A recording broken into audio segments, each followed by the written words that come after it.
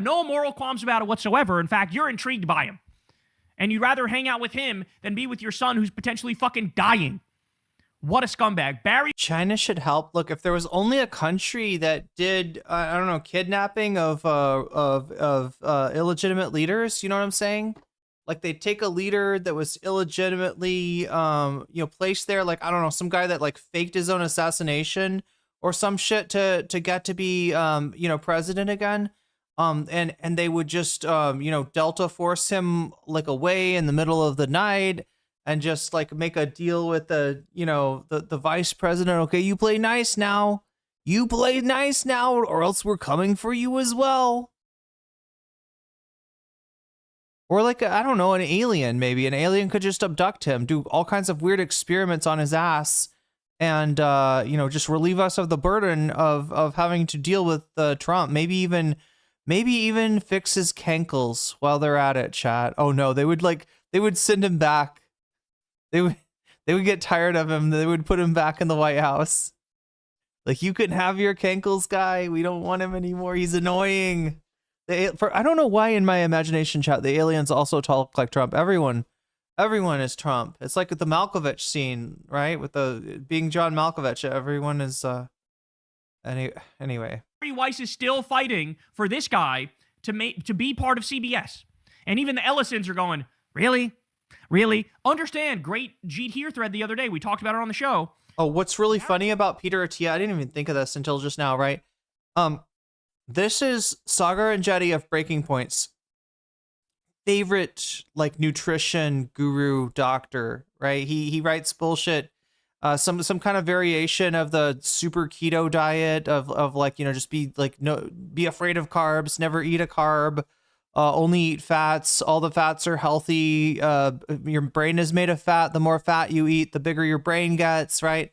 This kind of shit, he's just kind of a crank. From what I can tell when it comes to nutrition, although he is a crank with an MD to his name, so people kind of trust him. Like Sagar and Jetty, it was just had his heart broken. Like, I couldn't believe that Peter Attia, this is like his guy, right? This is like his fucking nutrition guru, and I doubt very much that Sagar is on to any good nutrition advice, but even that he has, he's in tears now that Peter Attia has unambiguously been like caught up in all this. And yeah, it's bad for Peter Attia. He's the guy that said he was going through Epstein withdrawal. He said that he could not be away, if he was away from Jeffrey Epstein for too long, he would begin to experience Epstein withdrawal. So whatever it was that Epstein was providing for Peter Attia, I don't think it is, I don't think it was low carb snacks. Let me just put it that way. Let me just put it that way. Barry Weiss is trying to revive the Epstein network. CBS is like, the Epstein news now. Like, it's all people who are in the Epstein files who are going to be mouthpieces for the regime and for Israel. Wait, did he say CNN or CBS? It's CBS, but possibly also CNN. What is it? One of the other Ellisons is buying CNN. An op. It's a total op. The new CBS is. It could have been adrenochrome. True. Well, okay. So I will tell you something about adrenochrome, right? For anybody that's heard the legends of the wild chemical that can only be procured from the body of a living human being who is experiencing fear, right? That's the legend around adrenochrome. Yeah, it's a real thing. It's in your blood. It's produced naturally, when you're afraid. But as far as if you put exogenous adrenochrome into your body, it'll do something, but it doesn't really do that much.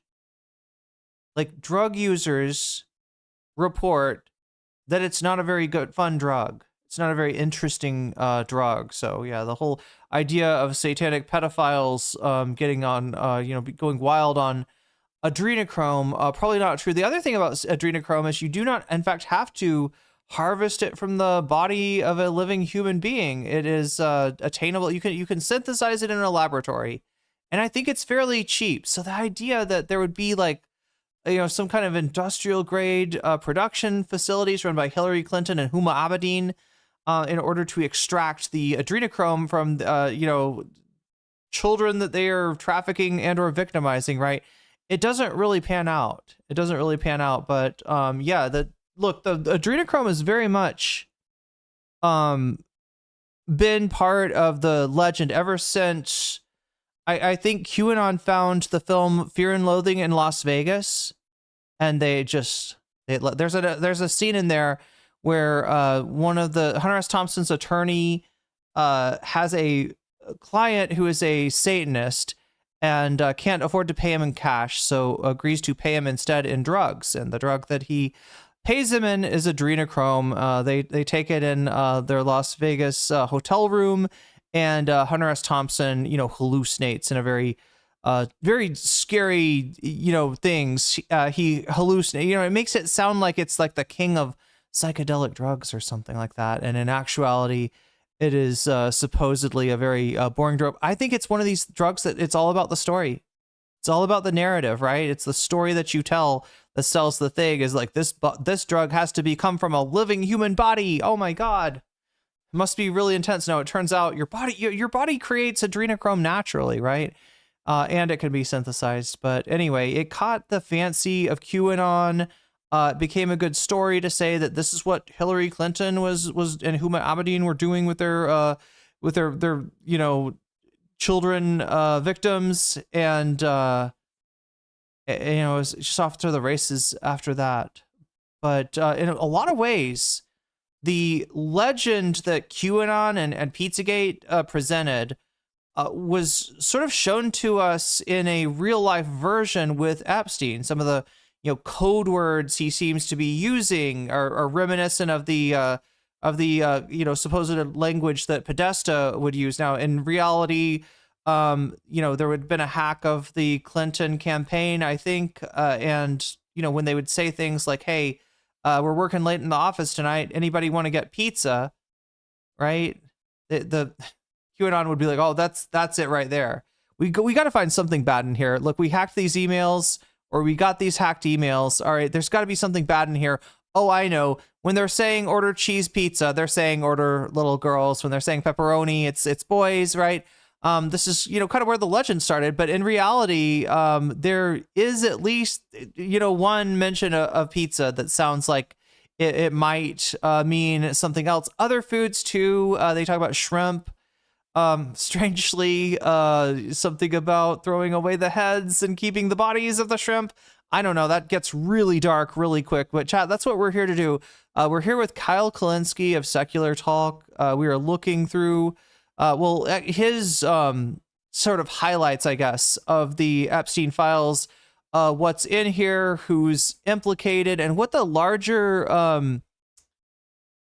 what the larger story might be, what kind of connections that you could make.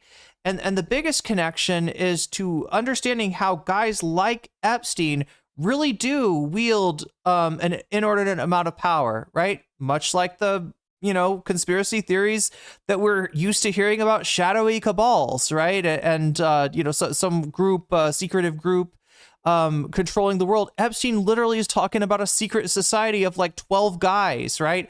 I don't know. It's called the Zodiac, right? It sounds pretty goofy. I don't know if this is where, the decisions that shape the world are going on. But Epstein does definitely talk like someone who is used to treating human beings as something to be manipulated and socially engineered and, bent to one's desires. And then we have the 4chan stuff that, connects Epstein. Well, we already have Epstein connected to Bannon. Epstein and Bannon were close friends a la Trump and Epstein. But unlike Trump, who had the sense to stop meeting with Epstein, at least as far as we know, officially directly, communicating with Epstein after his first sentence, after his court date, Steve Bannon seems to have continued to stick with Epstein, and even, I don't know if we'll have a chance to watch this, chat, but there is a video of Steve Bannon interviewing Epstein. ostensibly to help Epstein in his upcoming court date, to try to gaslight the judge and jury into thinking, hey, he is just a philanthropist. He's a good man. He is a philanthropist. Maybe he made some mistakes in the past. Maybe he has some eccentricities. But have you ever, saved a third world country from starvation like Epstein does? Yeah, it's all this kind of plotting to try to present Epstein as delusionally, I would say, as an upstanding citizen who, you should feel bad to criticize or impugn with any allegations, when in actuality, he is very much a pedophile hiding in plain sight.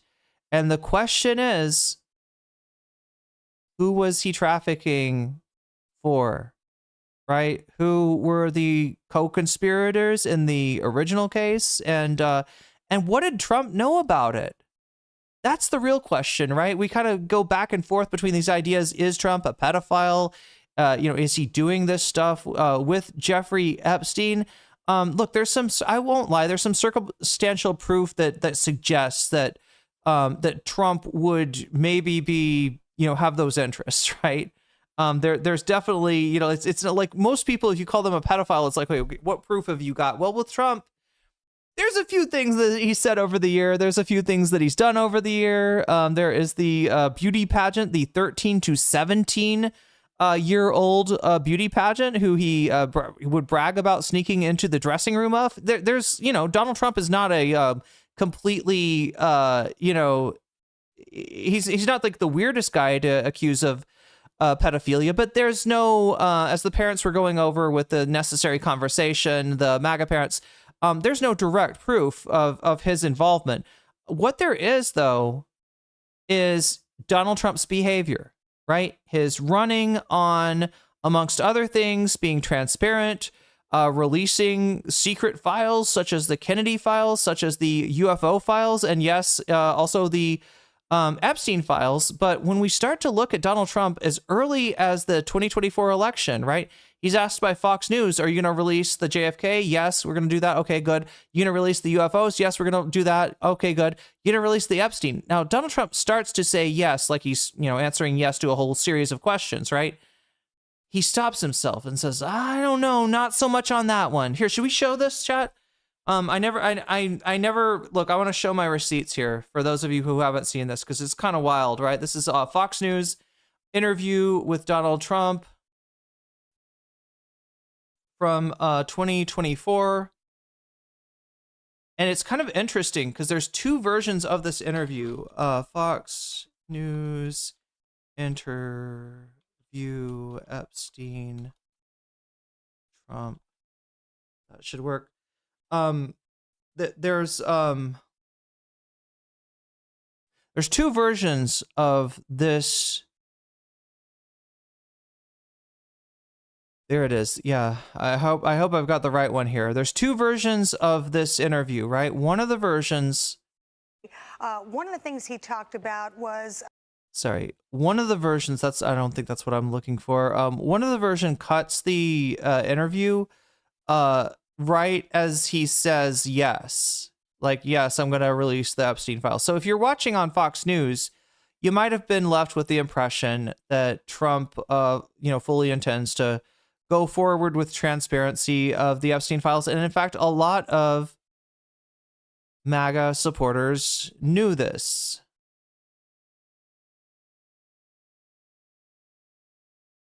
Or thought this, right? Believed this about Donald Trump. Believed that Trump had a special interest in prosecuting maybe a whole, conspiracy theory worth of pedophiles that were, abusing children and getting away with it because of their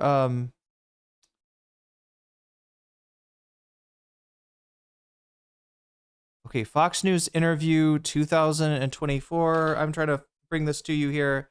Try to find this for you. If I can't do it, I will. Unfortunately, chat, there's a lot of news that has Donald, when you search Donald Trump, Epstein, right? Even with Fox News interview 2024.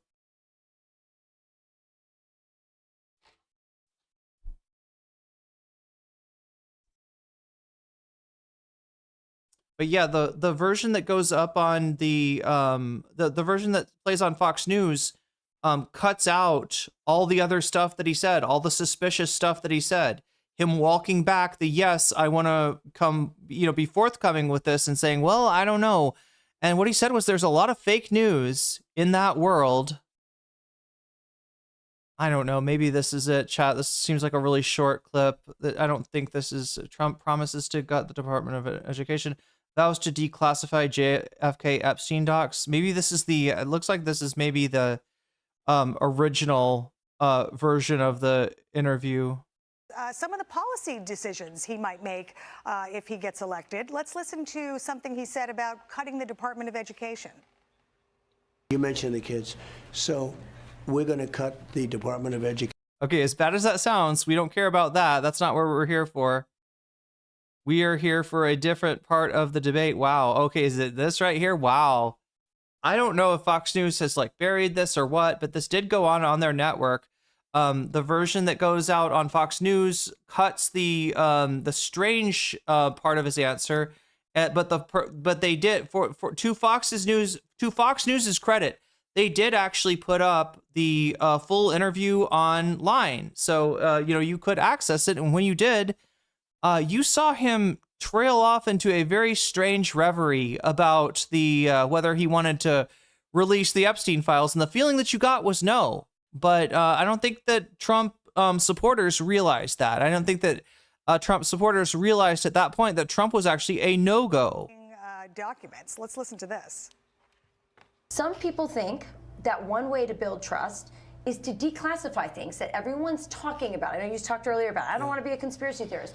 So if you... And by some things, she's talking about Trump supporters, right? A lot of Trump supporters, feel like there is secret stuff in the docs. In general, they are given to believe in conspiracy theories. Look, sometimes, a conspiracy theory, there does seem to be something there, like with Kennedy, right? The official story actually doesn't make a lot of sense, right? But when you kind of when you're the sea that refuses all rivers, sometimes you get you end up believing stuff that's a little hard to imagine how you bought that story. But if you were president, would you declassify? You can answer yes or no to these. Would you declassify the 9/11 files? Yeah. Would you declassify? No problem. 9/11, absolutely cool. JFK files. JFK, yep, got that too. Would you? I did a lot of it. Would you declassify the Epstein files? Yeah, I would. Guy, declassified Jeffrey Epstein files. What do you think? And the rest of that list. That last one. Aren't you excited? Trump's gonna declassify the Epstein files. And if you watched Fox News, if you saw this clip right here, this was the impression that you're left with, right? Did you see that, chat? Did it look like he was gonna, declassify the Epstein files, right? If I had just watched that, I 100% would have come away with, he is pro declassifying. He's going to declassify those files. Let me see if I can find the rest of it. The Big Weekend Show. Okay, it's called The Big Weekend Show. Let me see if that helps the search. The Big Weekend Show. Trump Fox News full interview, maybe? Okay, yeah, that's just the problem is I'm getting... I need to just bookmark this or something, right? This is like this moment in Fox News was particularly revelatory.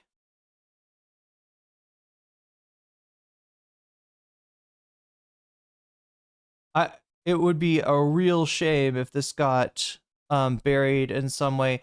The other possibility, I guess, would be to go to Twitter for this. Trump Fox News 2024 full interview. Maybe typing full interview months ago.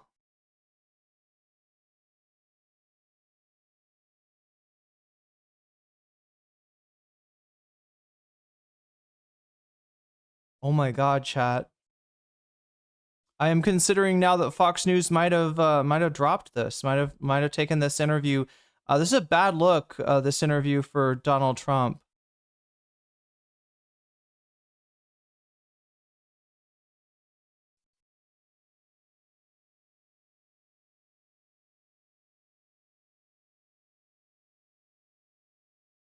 Let's see if Twitter's got the clip. If not, I'm gonna come back to this. The other problem I'm running into, chat, is obviously the most recent discussion of Donald Trump, Jeffrey Epstein interview, like, you know, anything like that, right? It's gonna be, oh my gosh, there it is. Does Brian Tyler Cohen have it for us? Goddamn. Big Money BTC, Dark Money BTC. Can you give this to us? 9/11 files. Yeah. Would you declassify JFK files? Yeah. Would you? I did a lot of it. Would you declassify the Epstein files? Yeah, I would. All right. I guess I would. I think that less so because, you know, you don't know it. You don't want to affect people's lives if it's phony stuff in there, because there's a lot of phony stuff with that whole world. But I think I would, or at least. Do you think that would restore trust? Help restore trust? Yeah, I don't know about Epstein so much as I do the others. 9/11 Okay, so that's the audio. files. Yeah. As you can see, the video is out of sync. I don't know whether to blame BTC for this one or whether to blame Elon, but that is the extended audio that you did not get shown. Remember, chat? Like right here. Fox News is hiding this from you. Look at this. Would you declassify the 9/11 files? Yeah. Would you declassify JFK files? Yeah. Would you? I did a lot of it. Would you declassify the Epstein files? Yeah, I would. Guy? Nothing more, nothing more. That's how it ended, right? You thought that Trump was fully willing to declassify those files. Right? Look at what he really said. Look at what he really did. And again, apologies, chat. Elon's ex completely sucks ass. I've had some of my videos that I've posted go to shit like this too. I'm trying to see if there's a better version of this. But let's watch it one more time for those who missed it. If it will fucking reload, my God.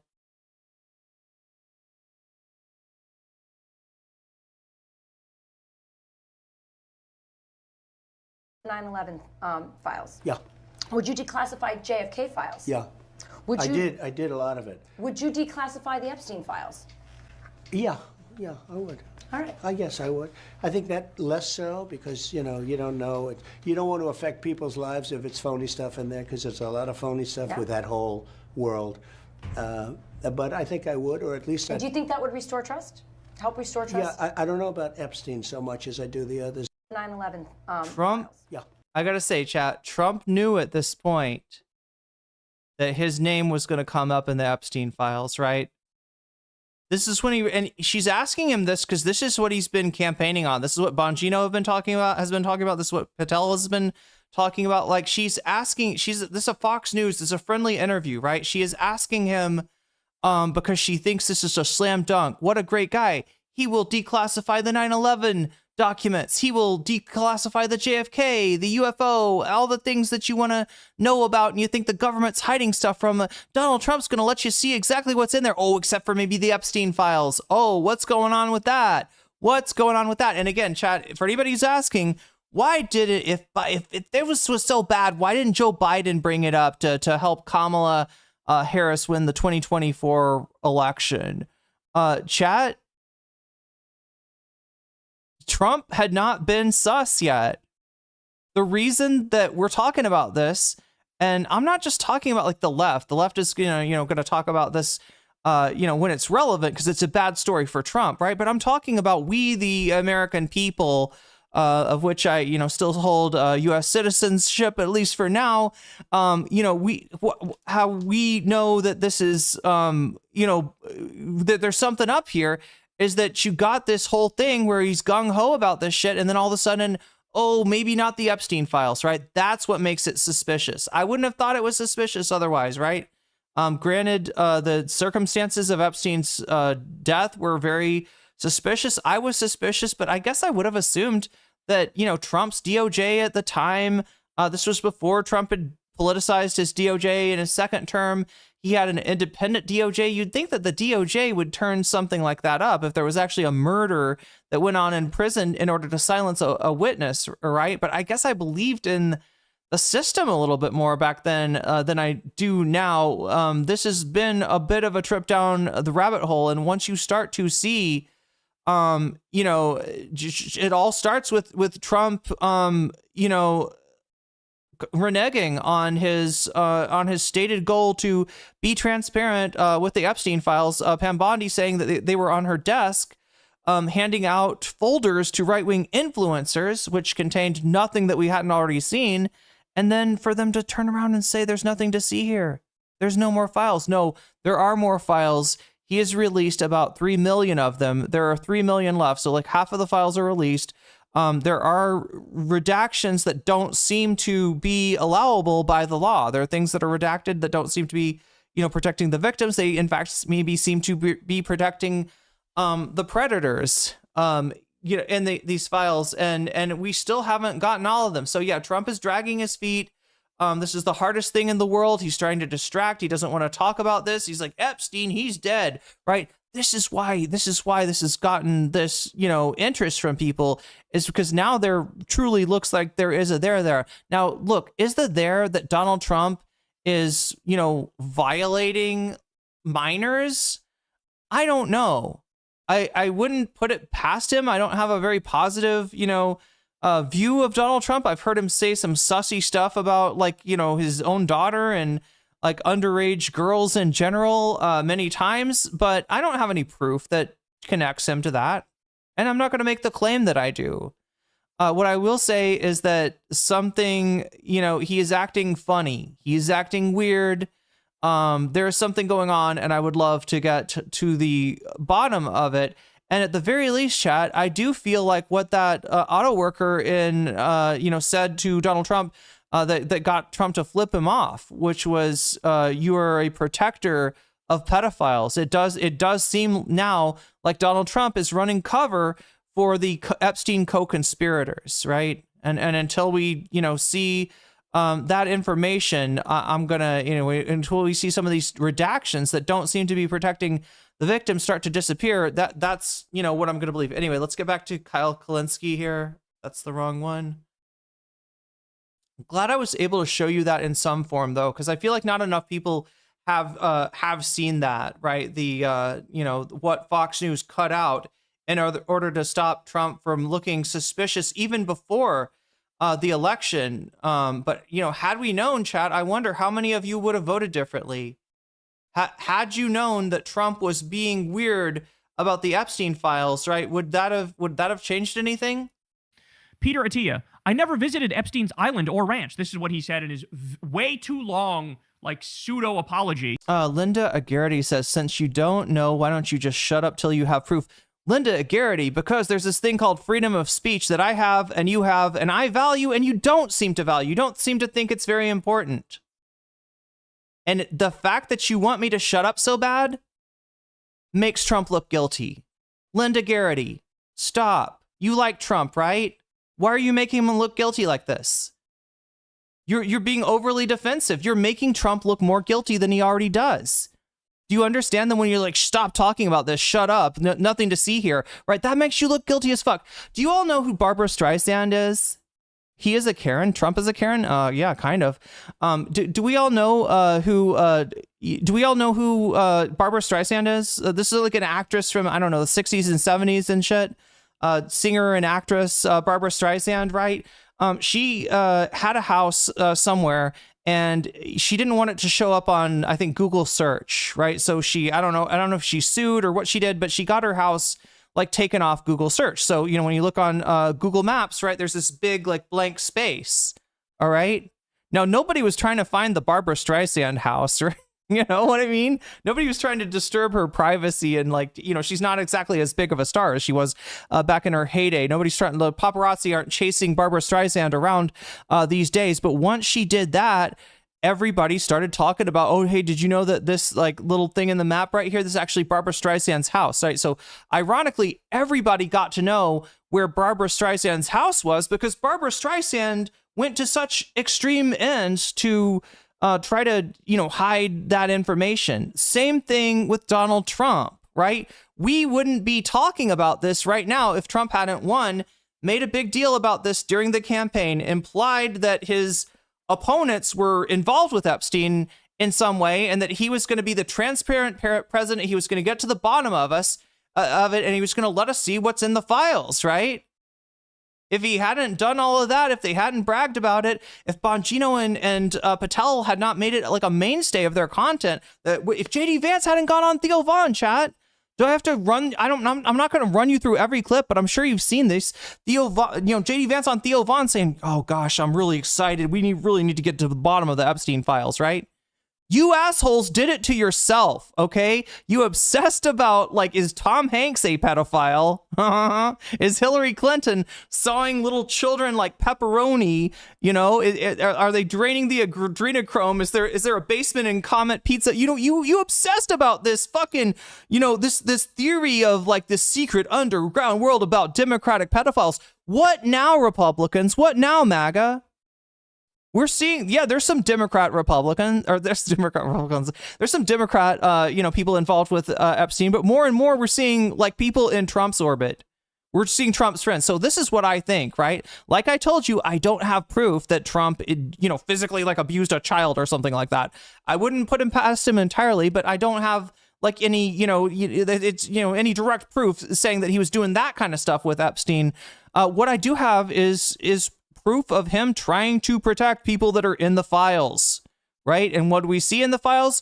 We see Bannon, we see Dershowitz, we see a lot of the freaking, we see all the old gang, all the old Stop the Steal gang back together again to be implicated by Epstein because they could not stay away from him. These motherfuckers, I swear to God, chat, right-wing, like, influencers like Peter Attia, could not stay away from this guy. He said that he had Epstein withdrawals when he was away from Epstein for too long. Peter Attia said that he would go through, I mean, I'm sure he's, it's a metaphor. He's not literally going through withdrawals, but, like, there was something that Epstein was providing him with that he very much wanted more of, right? So you can just imagine what that is. And that's my problem with Donald Trump. Whether or not he actually, did who knows what, with a minor, which there are some allegations. They're not backed up by the kind of proof that I'd like to see to be 10 toes down. Yeah, Donald Trump did this, but, he could have done it. But my problem is that he's covering for these people, right? Like, it's like I described this before, right? If you go over to somebody's house, okay, you're going over to eat dinner with a lovely couple, Bob and Martha, okay? And you get there and Bob is at the door. Bob is sweating. Bob doesn't look great. You notice there's, like, a little red under Bob's fingernails, okay?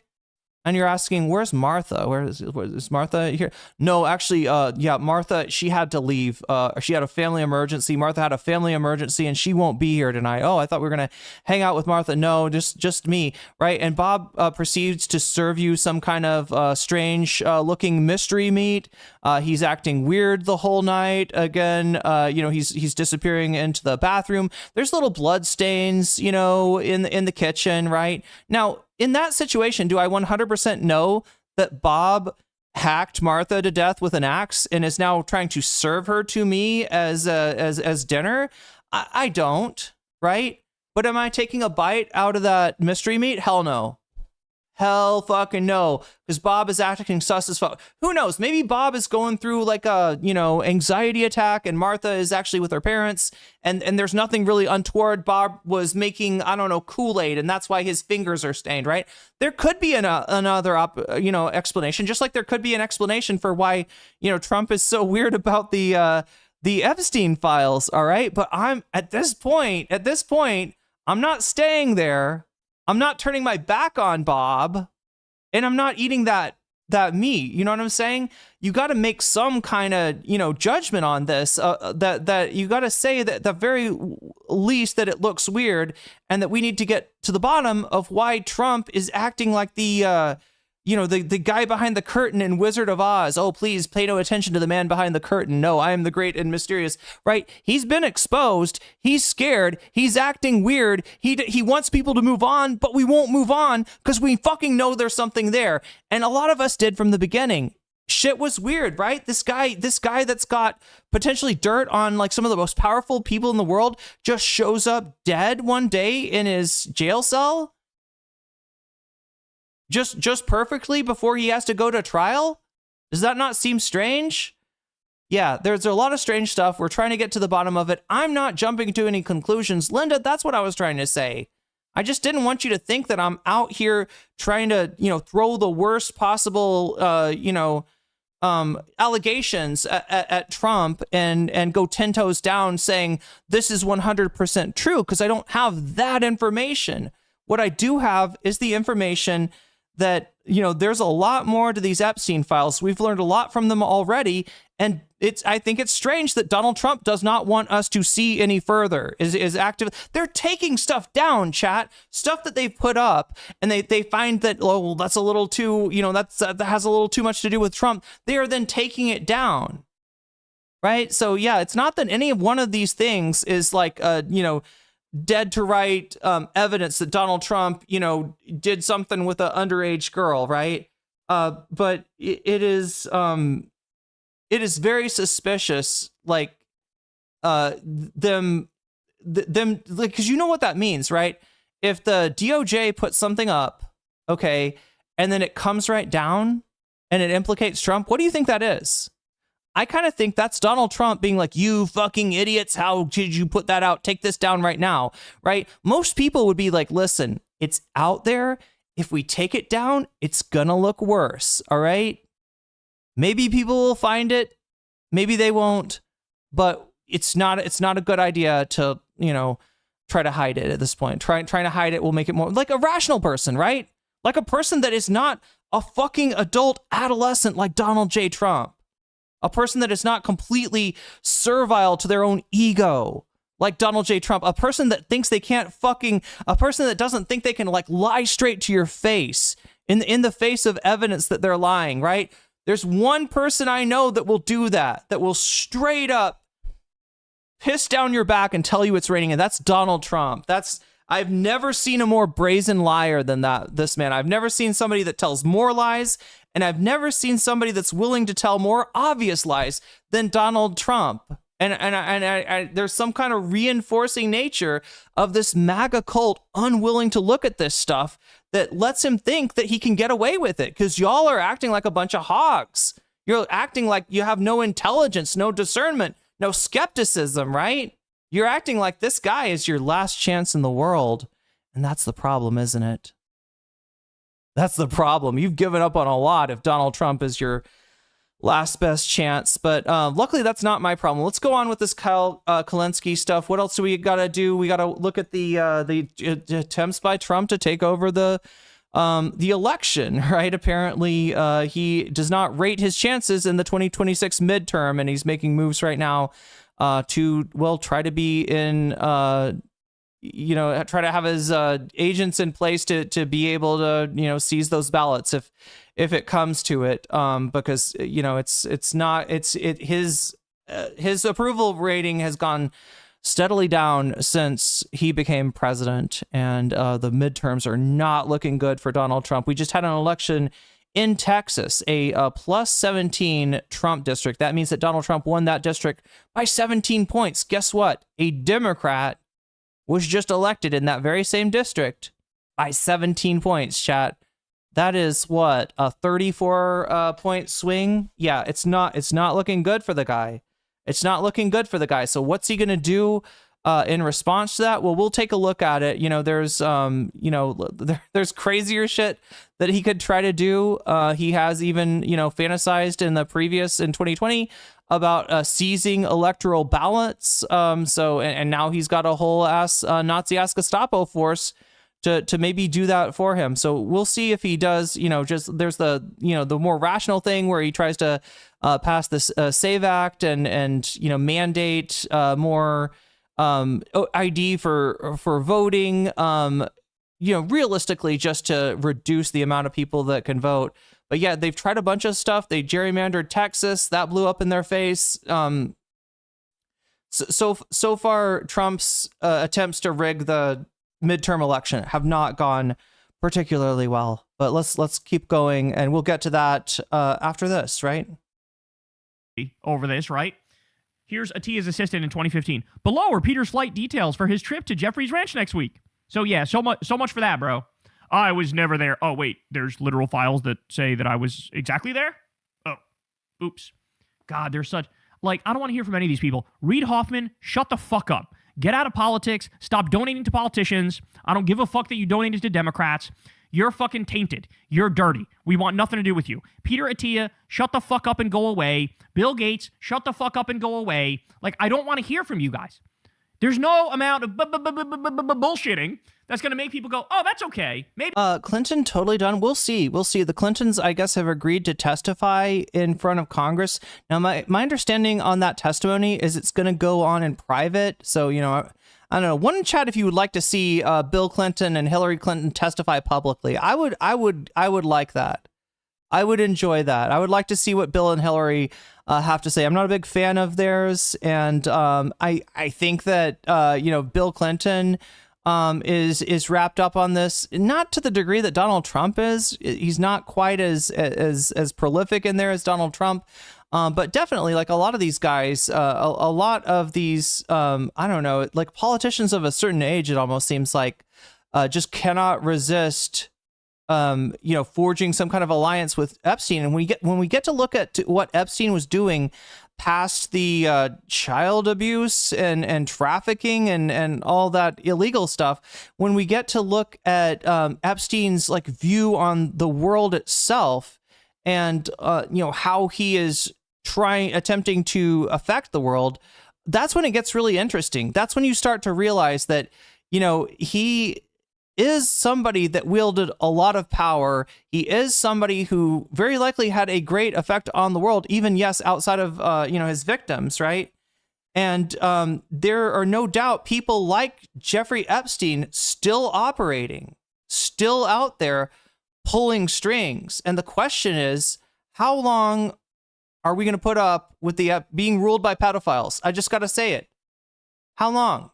How long? Because we got a pedophile protector as president. If you're American, some of the other countries, you've seen more actual consequences for the people that were involved with Epstein.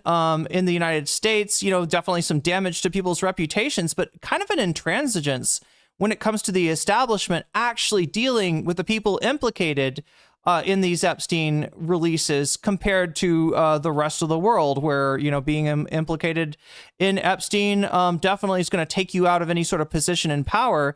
In the United States, you've got people like Barry Weiss, very connected, right, to the to Epstein's world, both through her partner, her wife, and as well as through with her friends and allies and associates, right? And you're seeing not only is Barry Weiss not being taken out of power at CBS News because she's useful to another member of the Epstein class, that being Ellison, but also Barry Weiss refuses to take out Peter Attia, who has been exposed in a pretty bad, Peter Attia is talking about going through Epstein withdrawal, right? Peter Attia is in those files just begging for whatever it is that Epstein is giving him, right? He is begging for more of it. So you'd think at least somebody like that would lose their job. But again, even though there's pressure, Barry Weiss has not yielded to that pressure, because these people in power, when it comes to CBS, these are the voices of the Epstein class. They are too useful to the Epstein class. And indeed, the Epstein class is a little bit more entrenched, I would say, in the United States than it is in other countries. Anyway, chat, I have jabbered enough. Let's see what Kyle has to say about this one. Maybe he wasn't as close with Epstein as it looked in the emails and in the text messages and in the files, even though there's 17,000 pages of these people giggling like little schoolgirls with Jeffrey Epstein. Unbelievable.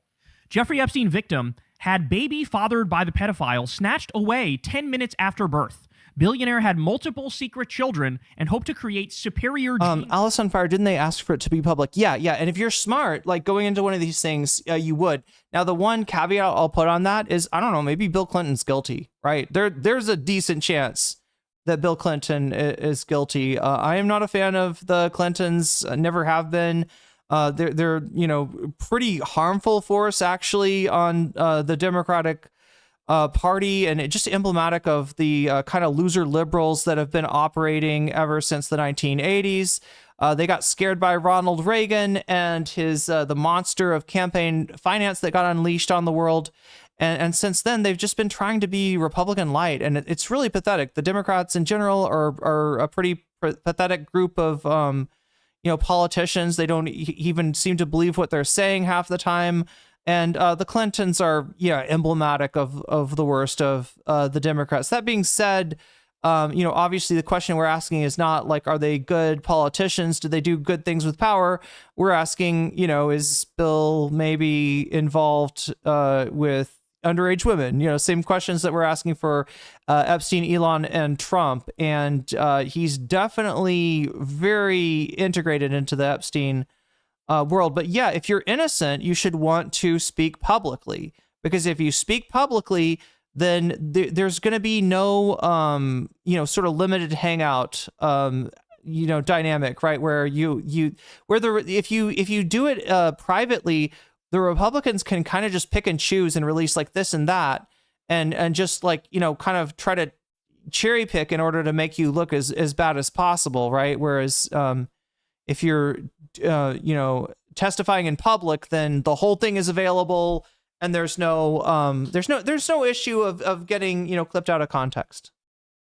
Pool. So one of the things that we're learning now is that he was absolutely into like Nazi style eugenics, and he tried to create like designer babies. Okay, and he would use these young girls as incubators. Just disgusting stuff. A victim of Jeffrey Epstein had a baby fathered by the pedophile, snatched away 10 minutes after birth, according to the latest tranche of files released by the U.S. Department of Justice on Friday. Buried in the 3 million documents is a diary entry of one of Epstein's victims, who alleges to have given birth to a baby girl in about 2002 when she would have been 16 or 17 years old. The victim expresses discomfort at what she says was Epstein's goal to create a superior gene pool by having a baby with her, a concept she likens to Nazi ideology. Why me? It makes no sense. Why my hair color and eye color? She wrote in the diary entry. The New York Times previously reported in 2019 that the disgraced financier, he's not actually that, he never was, confided in scientists about a scheme to seed the human race with his DNA by impregnating women at his New Mexico ranch. In another email in the tranche, Sarah Ferguson congratulated the pedophile on the birth of a baby boy after he was released from jail in 2011. The former Duchess of York offered him love, friendship, and congratulations after hearing about the news from the Duke, probably referring to Andrew Mountbatten Windsor, her ex-husband. So this is another thing, right? Like, you would think this offends the sensibilities of like everybody, but no, people who are part of that club, they all knew about what he was doing, and they were totally fine with it. I'm telling you, man, we need mass trials, and like all of these billionaires and all of these elites have to go to prison. They have to go to prison. We need justice. Epstein linked to designer baby empire in latest files that reveal bid to engineer superhumans and clones. Epstein appears to have had multiple meetings with biohacker Brian Bishop about cryptocurrency and designer babies, which is genetic engineering. Yeah, I need to find out more about this Mandelson stuff. This Mandelson figure, right? That was the other thing on the cryptocurrency point. There's a lot of people now pointing out. Was Mandelson was the one that was like how it said something about the boy? He was an early investor in Coinbase. There's some speculation around Bitcoin in particular that also could be an Israeli op. Remember, what we learned is Epstein met with that guy Moot. That guy Moot, he was a big original one in chat, if you know who that guy Moot is. Do I need to explain 4chan to anyone? Has chat lurked more? Does chat know who we're talking about? Or even what we're talking about? It's kind of an obscure part of the internet here.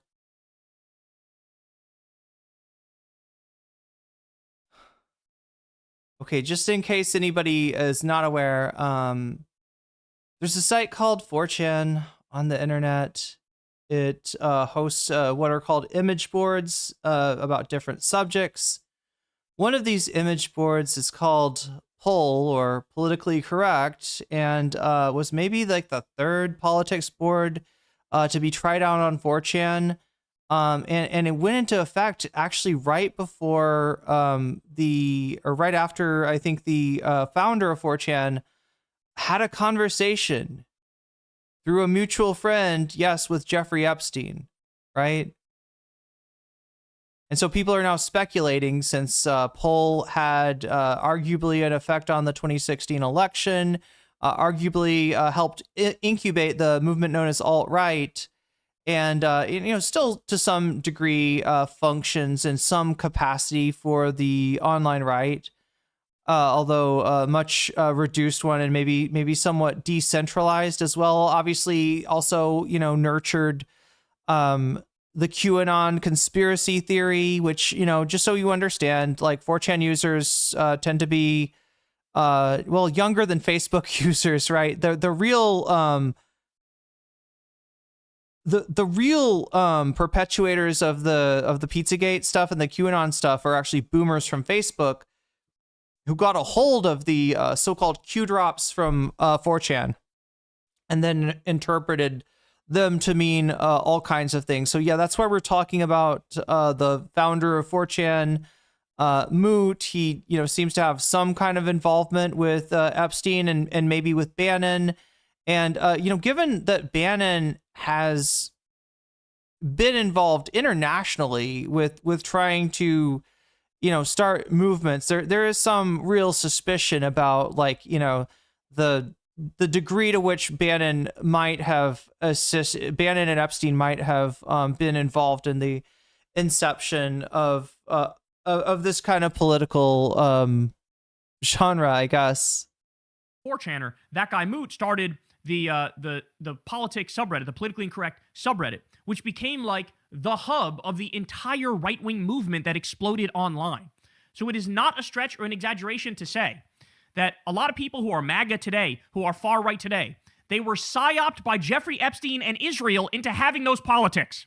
They were psyoped into... Okay, so Duke Silverman, when you say things that reality has emerged that every individual on the list is affiliated with the Democratic Party, you're telling me that your feed sucks. You're telling me that you're rebreathing the farts of like OAN and Newsmax, right? That's kind of pathetic. If I were to tell you that it's all Republicans on that on the list as well, like mentioned in the Epstein files, I would my news diet would be likewise sus, because in actuality we are finding both there. Right. The only difference, I guess, is that we're finding more people that are directly connected to Trump as opposed to people directly connected to the Democratic leadership. Now, that one has a simpler and more boring explanation than you might think, because it's just simply the fact that the Republicans are in possession of the executive branch, the White House, and therefore, there's more people to be connected to, right? There's more, people in the executive branch of the government that Trump is connected to, and yeah, they just happen to be the right age, right, to be Epstein associates. I don't know that there's necessarily like a political bias. Epstein seems to be like a equal opportunity. He's kind of like a centrist bastard, right? Epstein, like he's kind of like that centrist that everybody hates. But yeah, it's both. It's a lot of different people, right? And if you're telling me that you think it's only Democrats, you're showing me that you are mainlining bullshit directly into your veins, and I just can't rely on you. I can't trust you when you talk like that, okay? You're not being real. To that. It was immediately after that meeting with Epstein that Moot created the politically incorrect subreddit, the /poll, or however the fuck you say it. I'm not a Reddit guy, forgive me. But I did read about this, and that was the explanation as to exactly what went down. So it's just crazy. It's just crazy. Yes, you were psyoped into right. Yeah, Rababa, it does, Rebaba. It does seem like the real connecting line between all these people is capitalism, right? And that's why we talk about the Epstein class. Also, the fact that this guy's been operating since like the 80s and 90s, okay? He didn't get caught at all until 2008. And when he did, he got a slap on the wrist from a, somebody that would go on directly to be hired by Donald Trump, right? This is another reason people are sus about Trump, because of Acosta. Acosta's the one that gave Epstein the sweetheart deal, which does not even seem like jail, right? He was on like some kind of work release where he was able to just go out of jail every day and like do his own thing, and potentially, I don't know, it seems like I don't even see how they're keeping him from like reoffending and shit like that, right? But yeah, it's a class of people that all protect each other. They're all tied up. They've all got like each other's secrets. And so they don't tell on each other, because if one person says, hey, this person did XYZ on Epstein Island, then, that person's got secrets on them, right? This has been a revelation. The revelation is that we are ruled by fucking creeps and pedophiles and the worst among us. And the solution is, I don't know, chat. They have the money. They have the power. Unless you're willing to forcibly take their toys away and put them in timeout, you're not getting your country back. You're not getting your world back. You're going to continue to be dominated by a pedophile elite capitalist class. How does that sound for the rest of your life?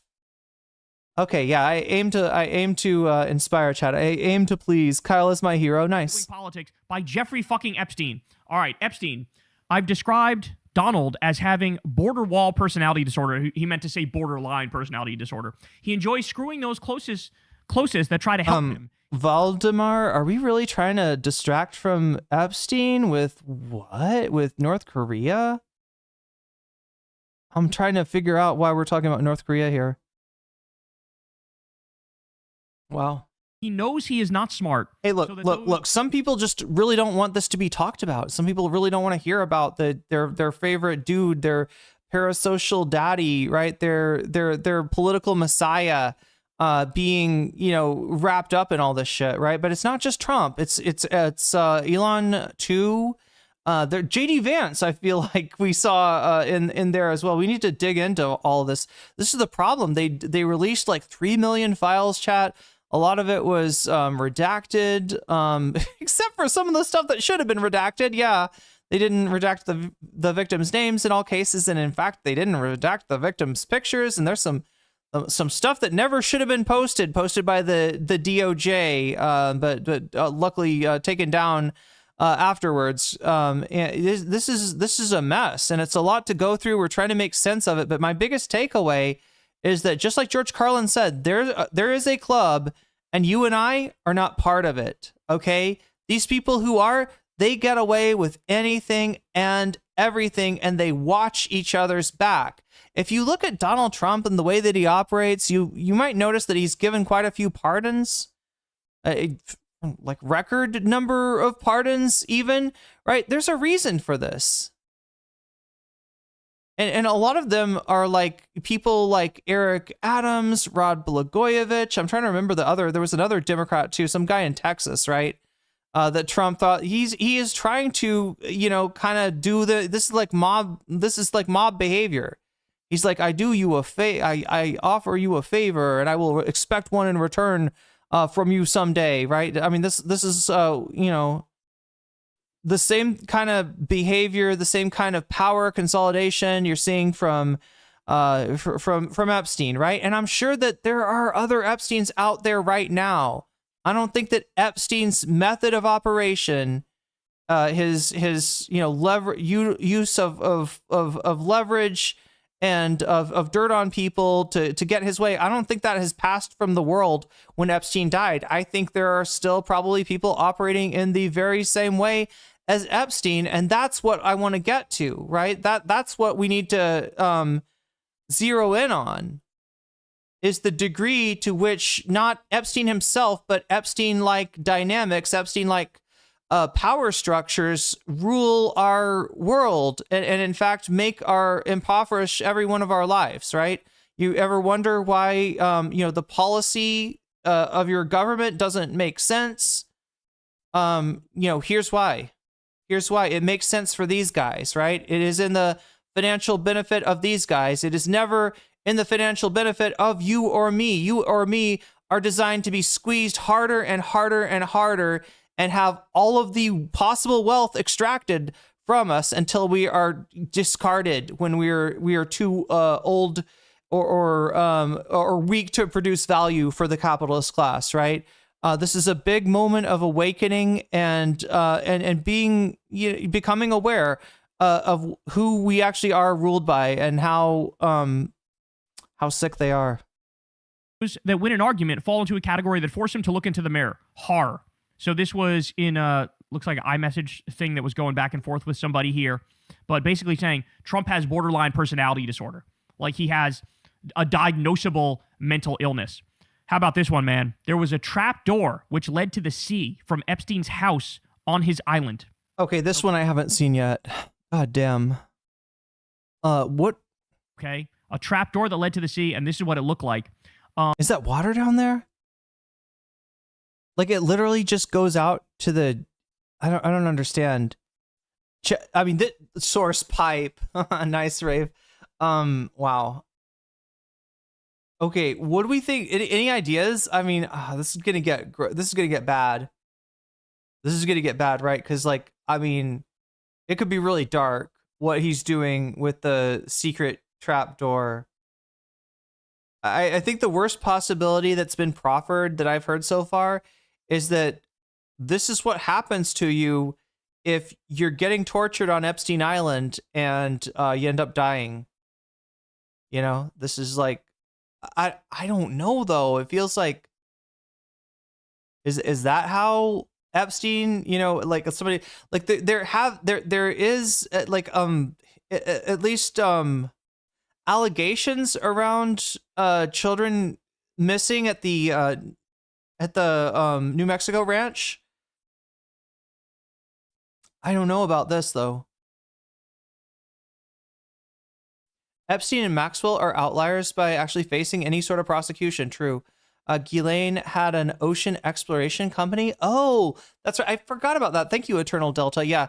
Interesting fact about Ghislaine Maxwell, right? Her dad died, officially falling off a yacht drunk, but possibly assassinated for threatening for threatening a national intelligence agency, right? So Ghislaine, right, she's like, all right, I'm not gonna end up like that. I'm gonna have a submarine. Okay, you're not gonna throw me off a submarine. I don't know. I don't know. Anyway, I don't know what the story is about Ghislaine and her submersible, her submarine.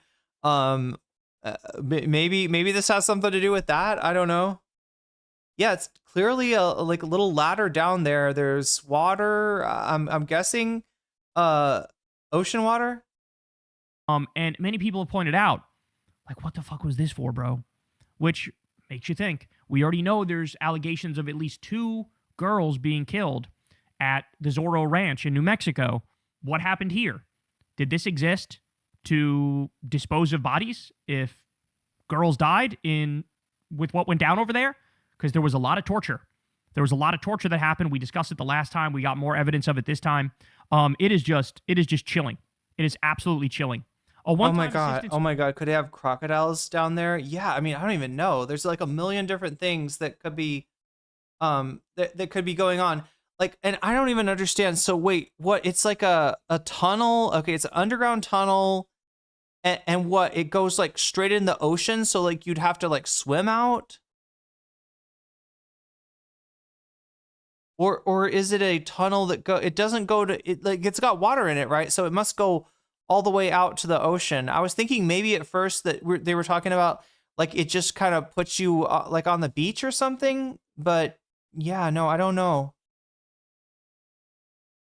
Jeffrey Epstein told the FBI, effectively under penalty of perjury, that the pedophile introduced Trump to his wife Melania. Some kitten says the sub brought victims to, there we go. Yeah. The other thought that we have as far as getting people on and off the island without there being a record of it is helicopters, right? Apparently helipads don't require the kind of manifests that airplanes do. But I hadn't thought about that. If there is some kind of a, you know, I guess like a submersible, right? Could bring them right into there without much trouble. Damn, like walking the plank. That's what I'm wondering, man with a long last name. Yeah. Newly released document shows. So we already knew from previous reporting that allegedly the first time. Oh, could it be a narco sub for party favors? Yeah, and some of these guys, the way they were talking about Epstein and like the whole addictive thing, you know, I wonder. The only one though I think where like drugs get mentioned is Bill Gates, and we're not talking about like party drugs. We're talking about antibiotics. Supposedly, Bill Gates contracted an STI from a girl that he was with, you know, an Epstein girl that he was with, and then asked Epstein for antibiotics that he could slip into his wife's food so that she would never know that he had infected her. So yeah, you know, as far as asking Epstein for drugs, and that is weird too, right? Because then that's almost more weird, right? Epstein, you know, being the underworld figure he is, having access to like street drugs, I mean, totally, that seems like more normal than the idea. What they're saying is that Epstein, I don't know, leaning on what, like a doctor or something to give me this prescription, don't ask any questions, and then send it on to you know, Bill Gates, I guess, with the antibiotics. Melania had sex was on the Lolita Express, which was Epstein's pedophile plane, right? There's already mass speculation that Melania comes out of that world. Oh, good point, Rob Baba. All these billionaires could have whatever drug they wanted delivered whenever they want. Yeah,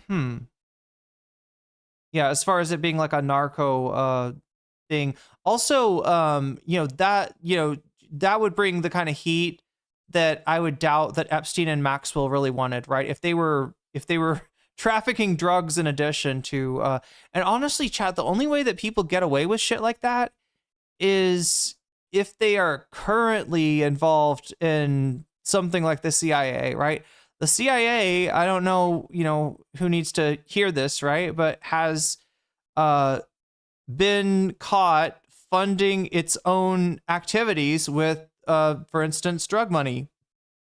The CIA's budget is not in the, you know, is not appropriated by the Congress, and so therefore, when they want to do these, you know, dirty tricks around the world, they've got to, you know, pay for it themselves, and a lot of times that ends up looking like a, you know, drug trafficking business. Right? She's from, I think, Slovenia, and she ends up meeting Trump and marrying Trump. And the speculation is allegedly Epstein was the one who fucking hooked them up, right? And what we're learning now is that's what a one-time assistant to Epstein told the FBI under penalty of perjury. Okay, so I know Melania is very litigious when it comes to this stuff, but I mean, now it's become a tsunami. There's really no sticking a hole in the dike. But excuse the pun. That's actually how the pun goes. I know it doesn't sound right, given the context of what we're talking. Content Weasel, oh darn, long time no see. And you at 250 viewers, too. Congrats, NCC. We're only at 250 viewers? God damn it, chat. Make sure to like the stream, okay? We're only at 250 viewers? That's so low. Make sure to hit that like button if you haven't already. I appreciate it greatly, and it'll help me out as well. And it'll bring more fun people in here to talk to. Sure, some of them will be chuds, but we'll have fun with them too. There is a drug menu. Wait, what are we talking about? Where? There's a drug menu. If Epstein was giving drugs to billionaires, he was roofing them. I don't know. No wonder they can't pass standard annual budget accounting. Richard Branson also had a sub bay in his residence. So does it look sort of like what Branson has got? Interesting. Anyway, 226. Yeah, see, that's not nearly enough. Can we get that number up? Can we get some more likes? Can people like the stream? That would mean a lot. Also, I want to point out that we are 21 points away from achieving bonus content. I decide the free half, right? The first half, the half that you're in right now. I decide what we cover, automatically. But if we can fund the fun half, then I stick around and cover that as well. Last time I checked, our ICE agent getting arrested by cops, right, was the number one thing. Let me see what it looks like now.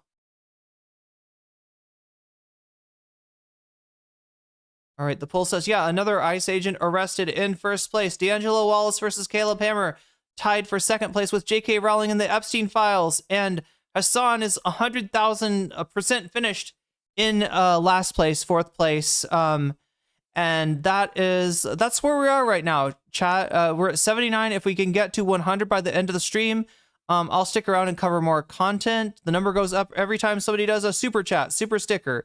If you get yourself a membership, if you gift a membership, if you support me on throne.com/nocommentchick, or you support me on patreon.com/nocommentchick, or if you support me on Twitch. So that's where we're at. We're very close to extending the stream into some bonus content. We just need a little bit more gas in the tank. So if you can help us out, the entirety of the chat, all the chats will appreciate you, I'm sure.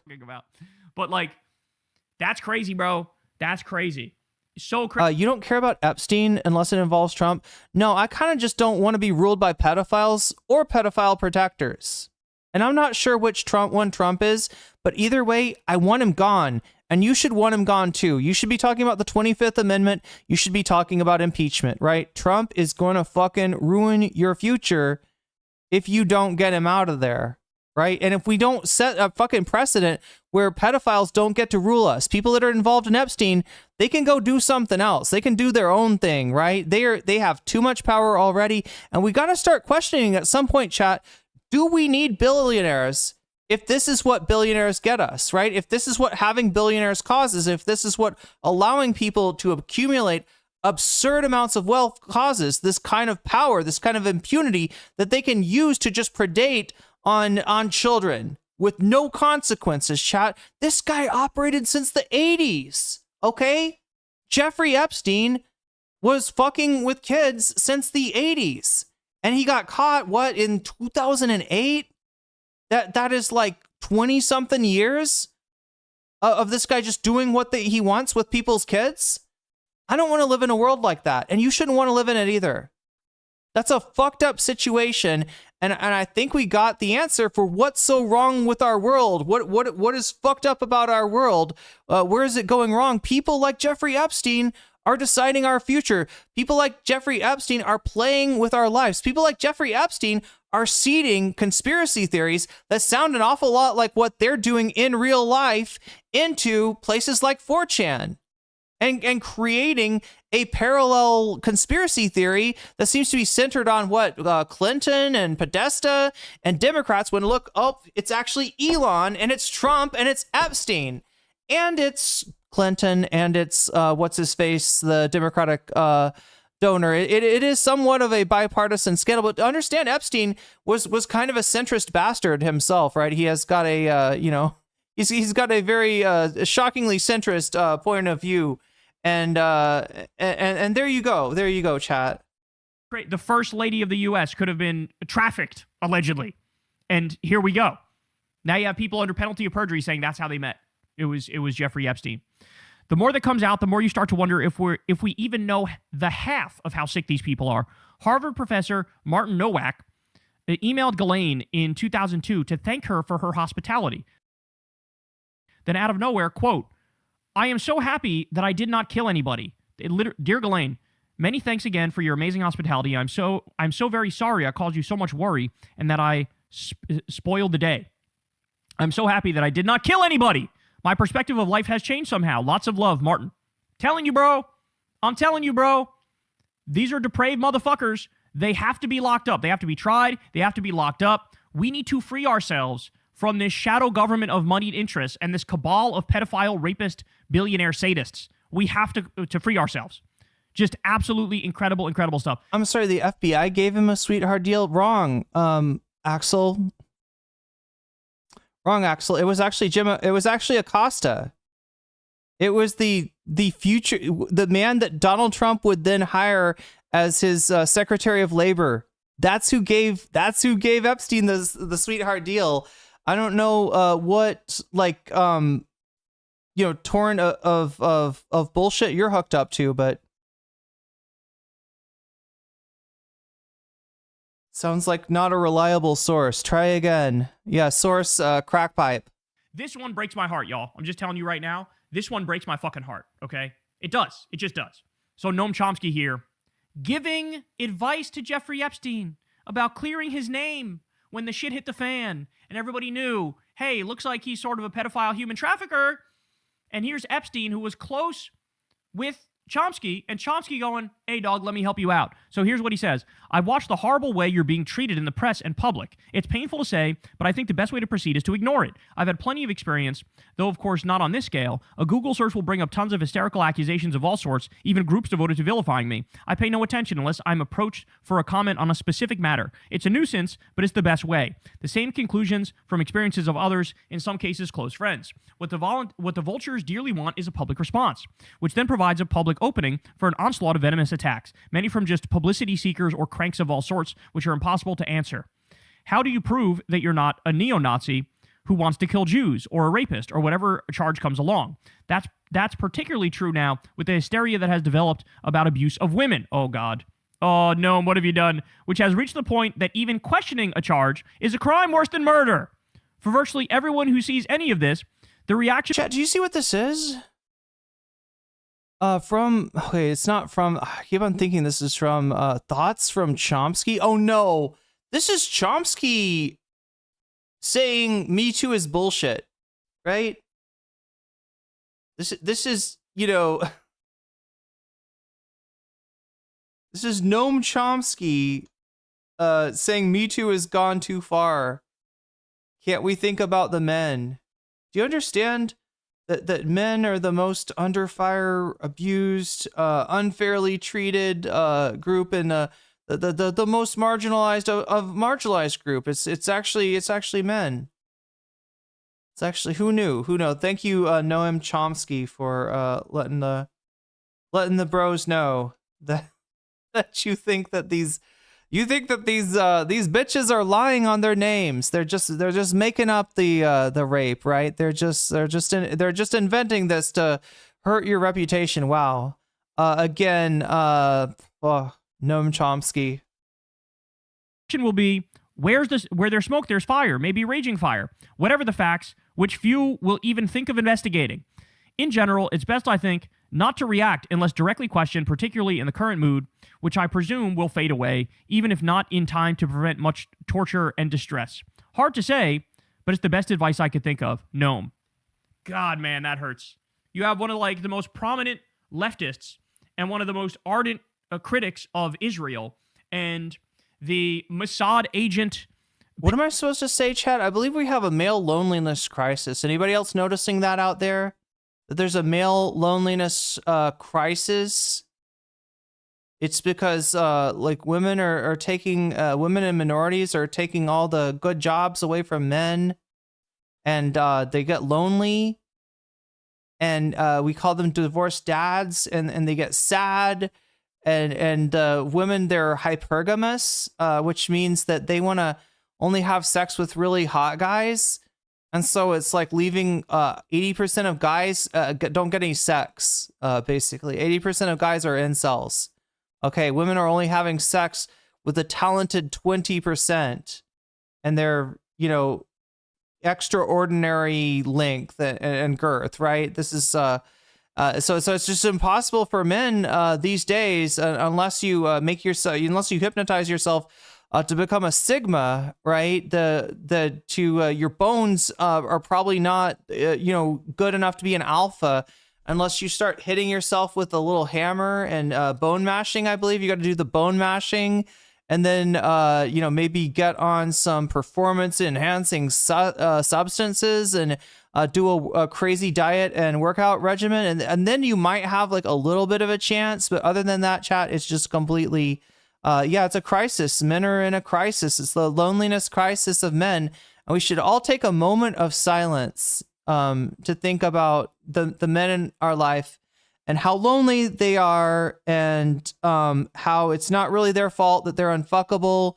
It is their bone structure, and it is the materialistic and avaricious modern hypergamous woman, the cock carousel. Are we good, chat? Are we good? Have I got my incels locked in now?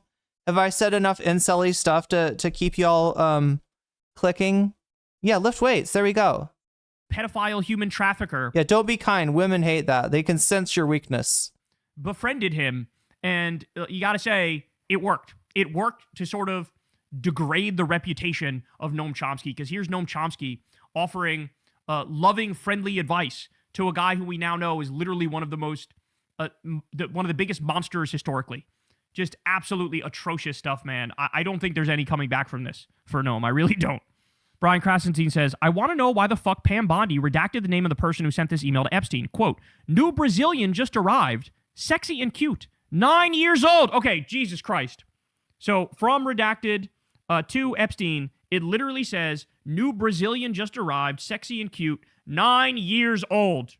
The fact that they're protecting this person and redacting this, and the fact that they're not immediately launching an investigation and immediately trying to arrest this person, like, what the fuck are you talking about? What are you talking about? So now it's perfectly legal to be a pedophile and a human trafficker, a child trafficker, if you're wealthy enough, if you're connected enough, if you're elite enough?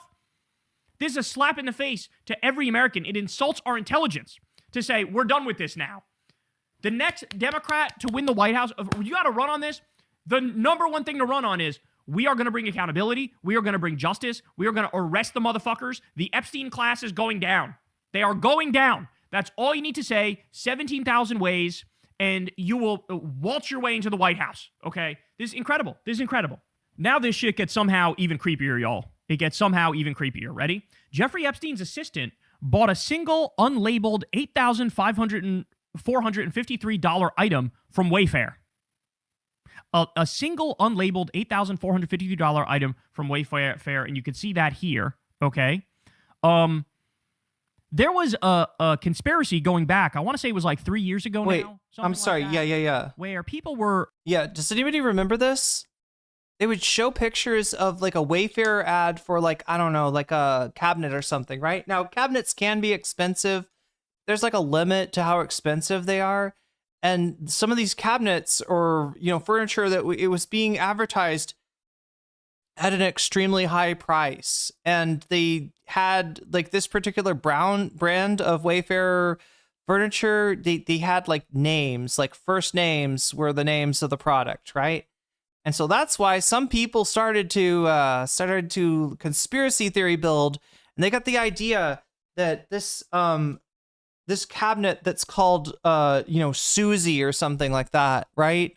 Maybe the people that are buying it are like pedophiles, and they're buying a person, like a little girl named Susie, not a cabinet. Or one of the other theories were that the kids were in the furniture or something like that. I'm not sure. It didn't make a lot of sense. And the explanation I think that was given at the time was that they would have items that they wanted to keep on the catalog, but they weren't actually trying to sell them or something like that. Or I don't remember. There's some kind of explanation from Wayfair, but yeah, this is either a joke about that sort of thing or I don't know.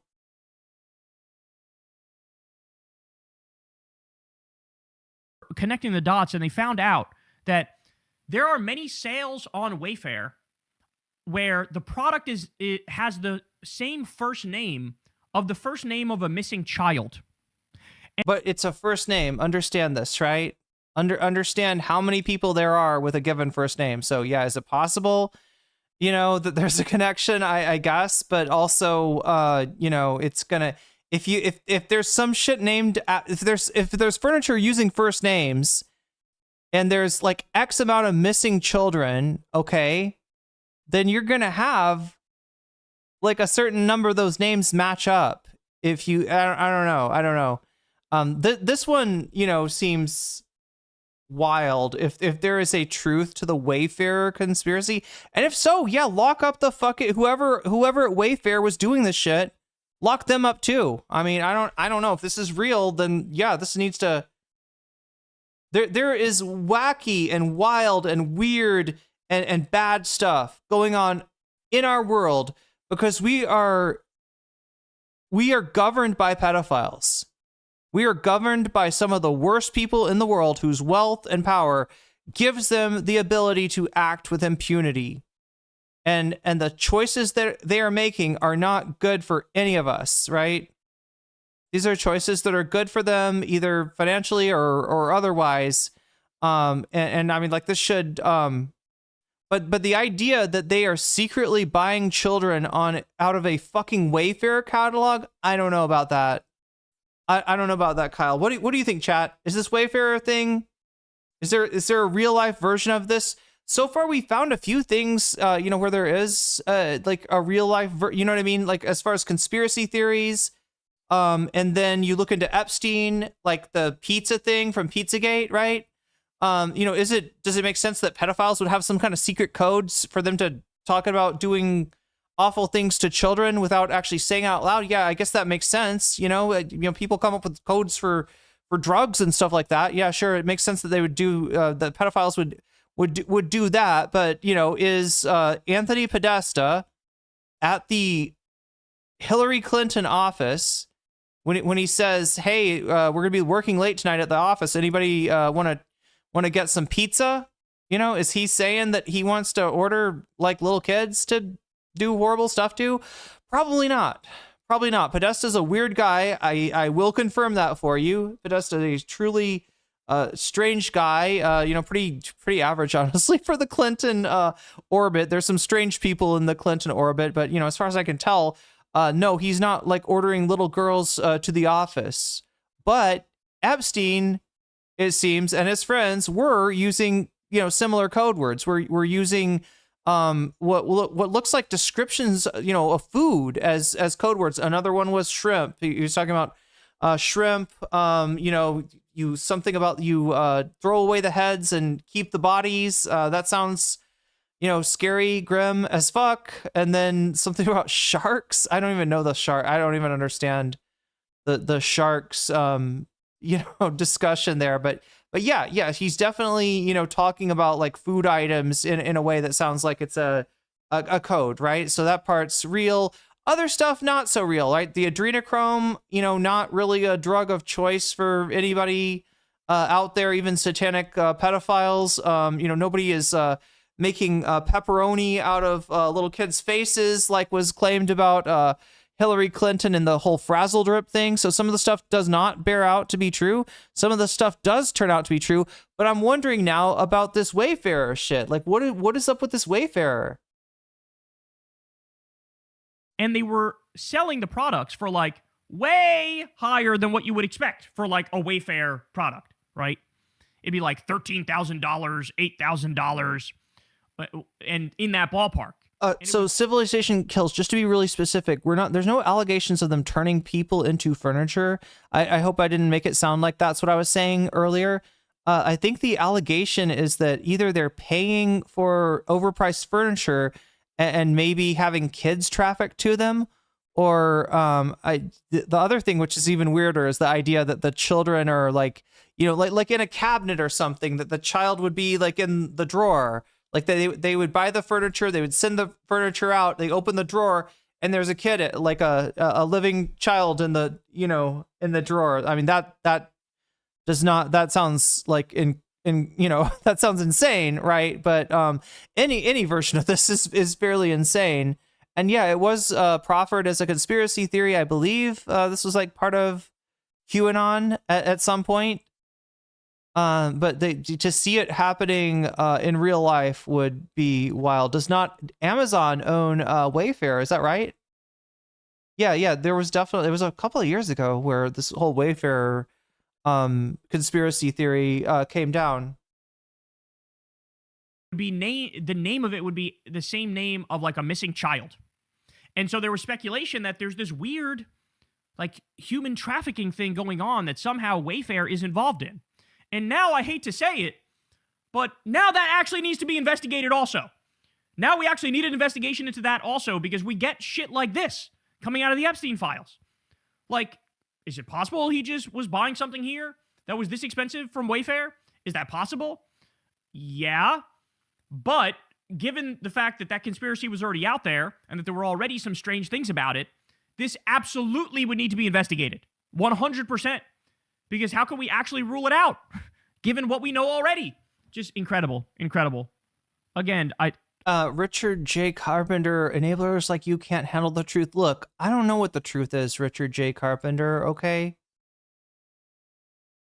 I'm just calling it like I see it. This is a pretty wild conspiracy theory. But then again, Epstein had a wild amount of leverage, a wild amount of control, exercised a wild amount of impunity, right?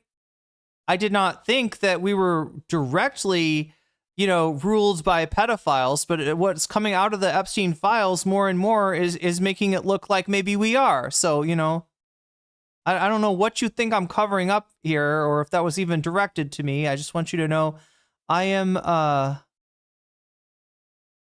trying to be fair. I'm trying to be skeptical, but I'm also, keeping an open mind. So I told you, the world's never going to be the same after these new Epstein files. It's just, we're never going to be the same. Disturbing file with details and names of elites who tortured children. And then you get this creepy here. I'll read it to you. Confidential for attorneys. Eyes only. Do not copy. Thank God my parents picked me up. For being a Rockefeller, that plane Mr. Dana had me on was scary. Both he and Larry Summers are fucking disgusting. Oh boy. Hope no relation to Tracy. I guess it is a royal thing. Gross. Andrew is like his brother in this way. Should not brag because that was yucky. Does this lady know you can't have any dignity if you've been with him? I know I have none, only Skittles. What does that mean? Walk down Madison Avenue to 70. I mean, it does sound like something like a, child would write, kind of. First Street. My mother had lost her fucking mind, even though Ghislaine said it was best to take me home because Mr. Black is so important for some reason over my health. What? There's going to be hell to pay. I ruined their trip and I'm dramatic when that fat fuck bit me. What? He threw me on the floor and blood all over Jeffrey's carpet and I'm the issue? Who the fuck bites someone? Oh my God, who are they talking about?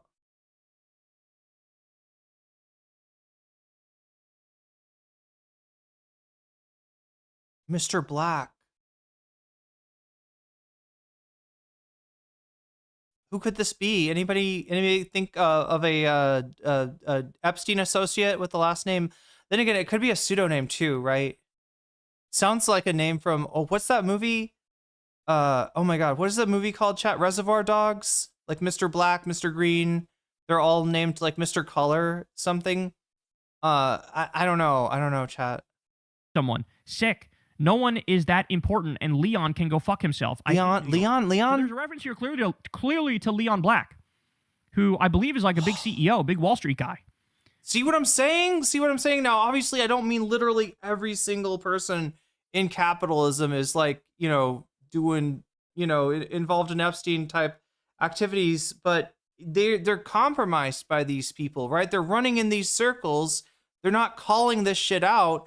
I think it's a lot of times because they don't have the like everybody's got dirt on everybody else. Everybody can destroy everybody else's life, and so they kind of keep quiet if they know what's good for them. Like, what the fuck? And there's the link here to this exact thing in the Epstein files. Again, to say there's nothing here to prosecute, fucking investigate the deputy attorney general who's saying that, right? Like, what the fuck? Oh my God. Wow, no one found this horrific Donald Trump mention in the Epstein files because it was a handwritten letter that wasn't indexed properly by the DOJ. How convenient. This woman alleges that Donald Trump was involved with Jeffrey Epstein in the sale of young women to the sex trafficking ring of Epstein and the Saudis. She also claims that Trump forced her to miscarriage after she got pregnant. See the entire 32-page letter on the DOJ. So again, like when I'm saying I'm gonna have skepticism, it goes both ways, right? We were talking about the Wayfair conspiracy theory, which I seems very doubtful to me that is going to turn out to be a real thing. But I'm trying to keep an open mind to it, and at the same time, all these accusations, a lot of these center around Donald Trump, right? And they allege horrible things, and in some cases, from like supposedly child victims, people who were children at the time. But again, until we see a alternate, confirming evidence, you got to kind of be skeptical about this stuff, because you realize that the FBI has a tip line. Anybody can call into that tip line and say anything that they want, and they do get a lot of cranks on there, right? So, it's entirely possible for, or even somebody trying to, hurt, Trump's chances by, calling the FBI or whatever, right? That can be in there too. So, we don't, until we see something, like, you gotta confirm this stuff from the outside. You gotta like try to find somebody that'll come forward and be like, yeah, that was me, and here's other evidence that I have, right? Here's a piece of fabric I ripped from Howard Dershowitz's underwear as he was assaulting me. And, if you can somehow match that to a piece of like a hole in Dershowitz's underwear, then maybe you've got something then, right? But until then, you got to kind of be like, okay, Dershowitz is a weird, creepy guy.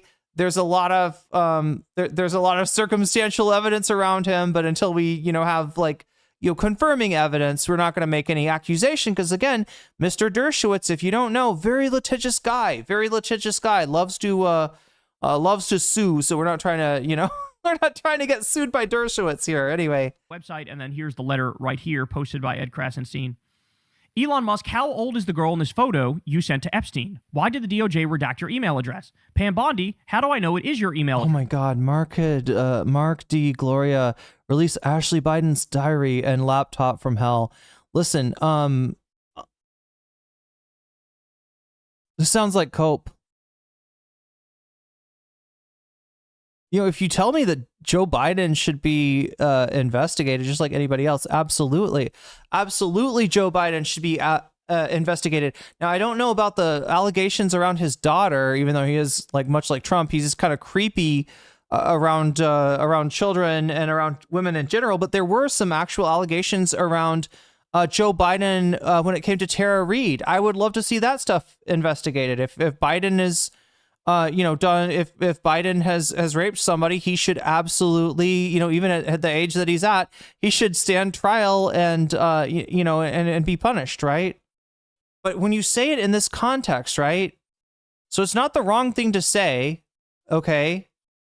Investigate Biden, investigate Clinton, investigate Bush, investigate Trump. Sure, I agree. Our politicians should be vetted even more than they already are, should be investigated more. We should have not only people that aren't guilty of any high crimes and misdemeanors, which is something you can't exactly say about Donald Trump. You should have people without even the appearance of impropriety as our leaders, right? That in a sane world, that's what we'd have. But when you're bringing this up in order to deflect from what we're the involvement of not just Trump, but Elon and just a whole bunch of people, right? And not just political people either. Business people is who we're seeing show up in here. The common thread isn't Republican or Democrat chat in terms of the Epstein files. The common thread is capitalist. The common thread is power. These were the people that Epstein had in his orbit. And, just like he got something from them, right? He gained influence from them. They were expected to, provide him with, with that as well, right? And so that's how these kind of networks work. That and a bunch of blackmail, right? That he has on, a ton of people. That's how Epstein is able to wield power effectively. And that's the real concern, right? Epstein's dead. He's not going to have any more victims, right? But my concern is that the way in which Mr. Epstein operated is not dead, and very likely, many people have arisen to replace him. Many people are doing the very same, kind of techniques, and certainly way too many wealthy people like Elon Musk, Steve Bannon and Epstein are influencing our politics, just like we saw with them, playing games with the proprietor of 4chan, right? Trying to, influence the political, environment of a website, of an image board. The girl looks about 16 years old. She is a victim since the DOJ redacted the image of her face. Follow the thread. I wonder who sent Jeffrey Epstein this picture of a young girl in a SpaceX t-shirt. Okay, so here we go. Redacted, but then you see it's a girl wearing a SpaceX t-shirt, and this was sent to Jeffrey? What the fuck was this? Sent to Jeffrey Epstein. Oh my God. Oh my God. And again, Elon's another one going around pretending like he's vindicated when we have him like begging to go to Rape Island, like desperately wanting to go there. And he's so autistic, being way too straightforward about like, I'm looking to have a wild time. I'm looking for your wildest party. Whereas Epstein's like, are you fucking stupid? Like, you're supposed to couch this shit and speak in code, you dipshit. Unbelievable. It certainly looks like Jeffrey Epstein conspired with well-known billionaire to undermine democratic institutions and enrich themselves at everyone else's expense. Okay, here we go. So Jeffrey Epstein to Peter Thiel. Brexit, just the beginning. So they're celebrating Brexit. And you're going to see it's because of this divide and conquer mindset. Divide everybody, conquer everybody, and we can cash in off of the division. Ready? Then we get the response here from Epstein to Peter Thiel. Return to tribalism, counter to globalization, amazing new alliances. You and I both agreed zero interest rates were too high. And as I said in your office, finding things on their way to collapse was much easier than finding the next bargain. Jesus Christ. Basically like celebrating the destruction of the world because they know they'll profit off of it. And this is the shadow government that really pulls the strings. A 2017 exchange appears to show a redacted person emailing from Germany asking whether they should only send femme miniature type candidates to Epstein from now on. Who is this person who was feeding young girls to Epstein? Why are they being protected? From Jeffrey Epstein to redacted, okay, I met blank today. She is like Lolita from Nabokov, femme miniature. So now... Yeah, that's one of my favorite authors, Nabokov. Yeah, we're talking about... Nabokov, I believe is how you say it. If you don't know the reference, it's a Russian author who writes a book about a man that becomes fascinated with a young girl and tries to corrupt her, tries to have her do stuff. Right? It's the man is not the man is the bad guy in the book, right? But it is also a book that apparently many pedophiles, including Mr. Epstein, have a place in their heart for, let's just say.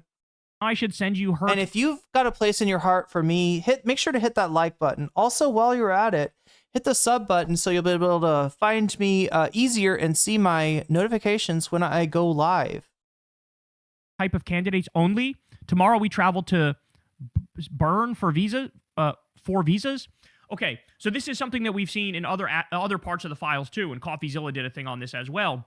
Epstein has like scouts and recruiters that go to these countries, usually like post-Soviet bloc countries, where they're very poor and downtrodden, and he sends his people there, and they literally scout underage girls to be trafficked to them.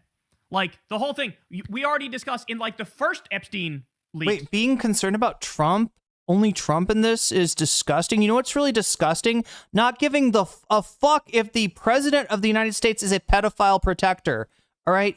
If you're MAGA, clean your own house first. Get rid of that guy. 25th Amendment or impeachment, okay? You got a pedophile leading your fucking party. I don't want to hear shit from you about nobody's paying enough attention to the Democrats in the files. All right, until you do something about the fucking pedophile running your party, you shithead.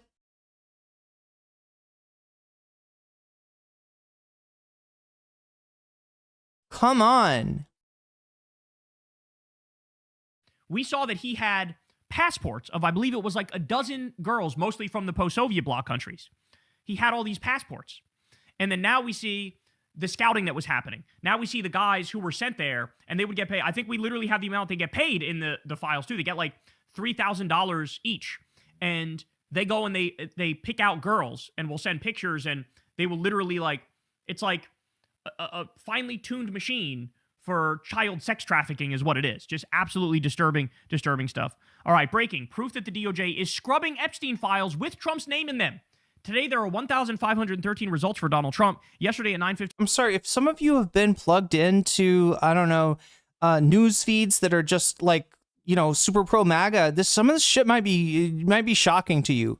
You might have been completely protected from this knowledge until just now. And, I can see how you're reacting, but just understand, right? You're only making Trump look more guilty. When you yell at people for noticing the involvement of the president of the United States with one of the most prolific pedophiles in history, and not just Trump, but like his fucking orbit as well. Like Elon's in there. Thiel is in there. Yeah, all the fucking power players, right? All the tech lords behind Trump's ascent, his second ascent, are in there, right? I'm going to say something. I'm going to say that I think these people have a lot of power in our society, all right? They got their president elected. They've got the Congress. They've got the Supreme Court. I'm not comfortable with fucking pedophiles running the country. And you shouldn't be either. And if it was a pedophile, if it was Bill Clinton, he was doing it, I would be saying the same shit. I swear to God. You got to get past this fucking sidescuck shit. Right? Where you're all like, oh no, but like I'm supposed to support Donald Trump because I hate wokeness. And no, you don't have to fucking support a pedophile protector, okay? You literally don't. You owe this man no fucking allegiance whatsoever. He doesn't give a fuck about you. He's lied to you. We watched that Fox News thing, right? They asked Trump directly, straight up, you're gonna release the 9/11 files? He says, yeah. You're gonna release the JFK files? He says, yeah. You're gonna release this file? You're gonna release that file? Yeah. You're gonna release the Epstein file? And Trump says, yeah. And he's like, well, on second thought, actually, yeah. Maybe not so much on that Epstein one. All right, there's a lot of fake stuff in there. I wouldn't want any innocent people to be harmed. I gotta protect the innocent people, so maybe not so much. Fox News hid this from you, all right? They took that interview, they chopped that interview, and they didn't show you the weird part of his answer. The part where he says in no uncertain terms that he is very, not wanting to release the Epstein files.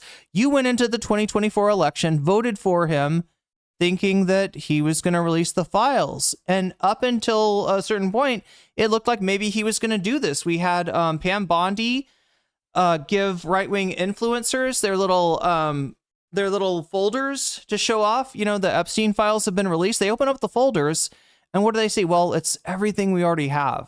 There's nothing new in there. It's all the same old shit. They repackaged, chat, the same shit and didn't release anything new. So then they asked Pam Bondi, hey, you said this shit was on your desk. You said you had a list, the Epstein list. You said you were going to release that. And she says, there's actually nothing to see here. There's no more files. We've released everything, right? Obviously, now we knew that was a lie, right? The Trump administration has been lying. Trump's been acting weird. He's been acting funny. He's literally like, I can't believe people keep on paying attention to the Epstein thing. We've got so much good stuff to talk about. The big beautiful bill. I'm spending all of your money to send fucking thugs into your city to shoot you in the face, right? And then he decided, oops, maybe we should bring out the Epstein shit to distract from the Minnesota. Right. So at first it's like we invade Minnesota to distract from the Epstein files. And then when he starts eating shit, because it turns out Americans don't like being shot in the face by masked thugs. When he starts eating shit, he turns back and he says, maybe we talk about the Epstein files after all. And that's why we have 3 million new files to get through. We're trying to get through as many of them as we can, chat. Again, I feel like I've done, I have failed to completely exhaust the new information on the Epstein files once again, because there's so much. I don't know if everything has even really been surfaced yet. Has Candace Owens said anything about this? Good question. I mean, she should be. It is the weekday, so I don't know what she's talking about on her show.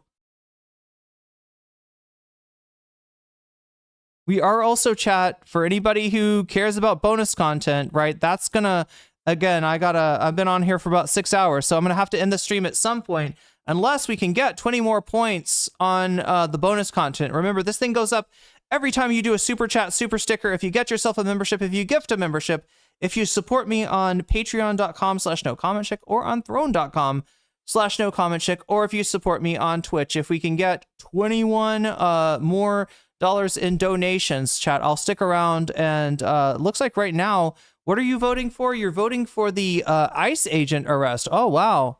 And ICE, you mean a fucking fake law enforcement officer gets arrested by a real law enforcement officer? Yeah. And it turns out that the cops are getting kind of sick of ICE giving them a bad name. When people see, you know, oh my God, thank you so much. Yo, who is that?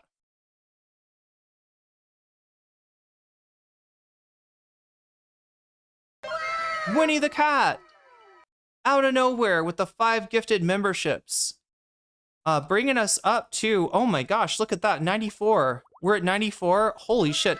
This has got to be coordinated, chat. This is some kind of op. Am I the victim of an op right here? We're up to 94, and then Neo Pergas. Yeah, look at that. It's a conspiracy, chat. 2 of my chatters have conspired to put the fucking, to hit exactly 100 on the bonus goal. So there we go, chat. We will get at least 1 bonus item tonight, and it looks like that might be the ICE agent thing. The ICE agent. We saw ICE on ICE violence the other night. But now there are we saw ICE agents slipping on the ice, having a tough time. It turns out a lot of these guys are from the American Southwest. They're not used to any kind of frozen terrain whatsoever. So, you know, they were slipping on the ice. Now they're dealing with other law enforcement professionals, right? Actual law enforcement professionals. Because if you understand what ICE really is, what they're designed to do, what their, what is the word? Their jurisdiction, I believe is the word I'm looking for, it's paperwork, right? What's ICE supposed to do? Make sure that people's paperwork is in compliance. If somebody's in here with a visa and the visa's not up to date, well, ICE is supposed to let them know and be like, hey, bro, you got to go to court or else you're going to be deported, right? That's what ICE's job is. It's not to fucking shoot people in the snow, believe it or not. But yeah, this is something called a mission creep that tends to happen. But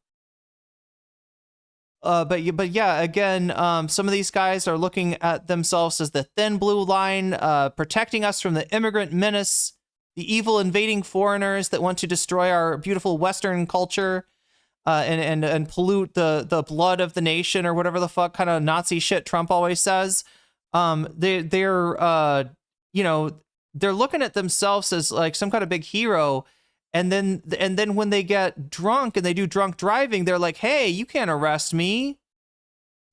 I'm the thin blue line. I'm protecting America, right? I'm doing something really... No, this isn't like... No, me being drunk and driving with my fucking kids in the car, which was what we saw last time, isn't that big of a deal.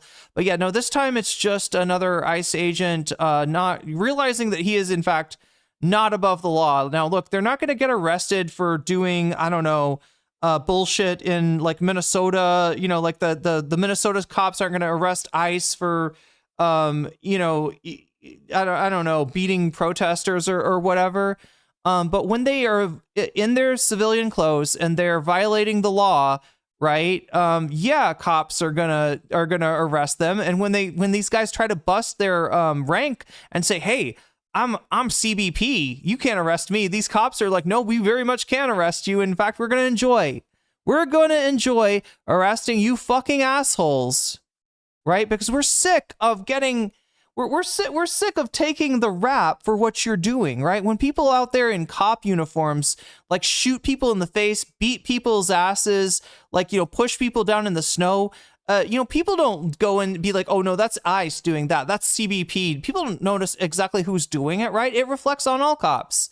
And the, you know, cops, you know, for all their problems, and, you know, I'll get into at some point, the problem of the institution of policing in the United States kind of stems from where it comes from and what it was originally used for. But even the cops, even with all their problems, they don't want to take the rap for what ICE is doing to Americans. So in many cases, I think they're quite happy. They're quite happy to enforce the law on ICE and CBP members. Anyway, let's finish watching this. We'll do some bonus content after that. If we get to 100, we'll do 1 bonus content. If we get to 200, we'll do 2 bonus contents, etc., etc., etc.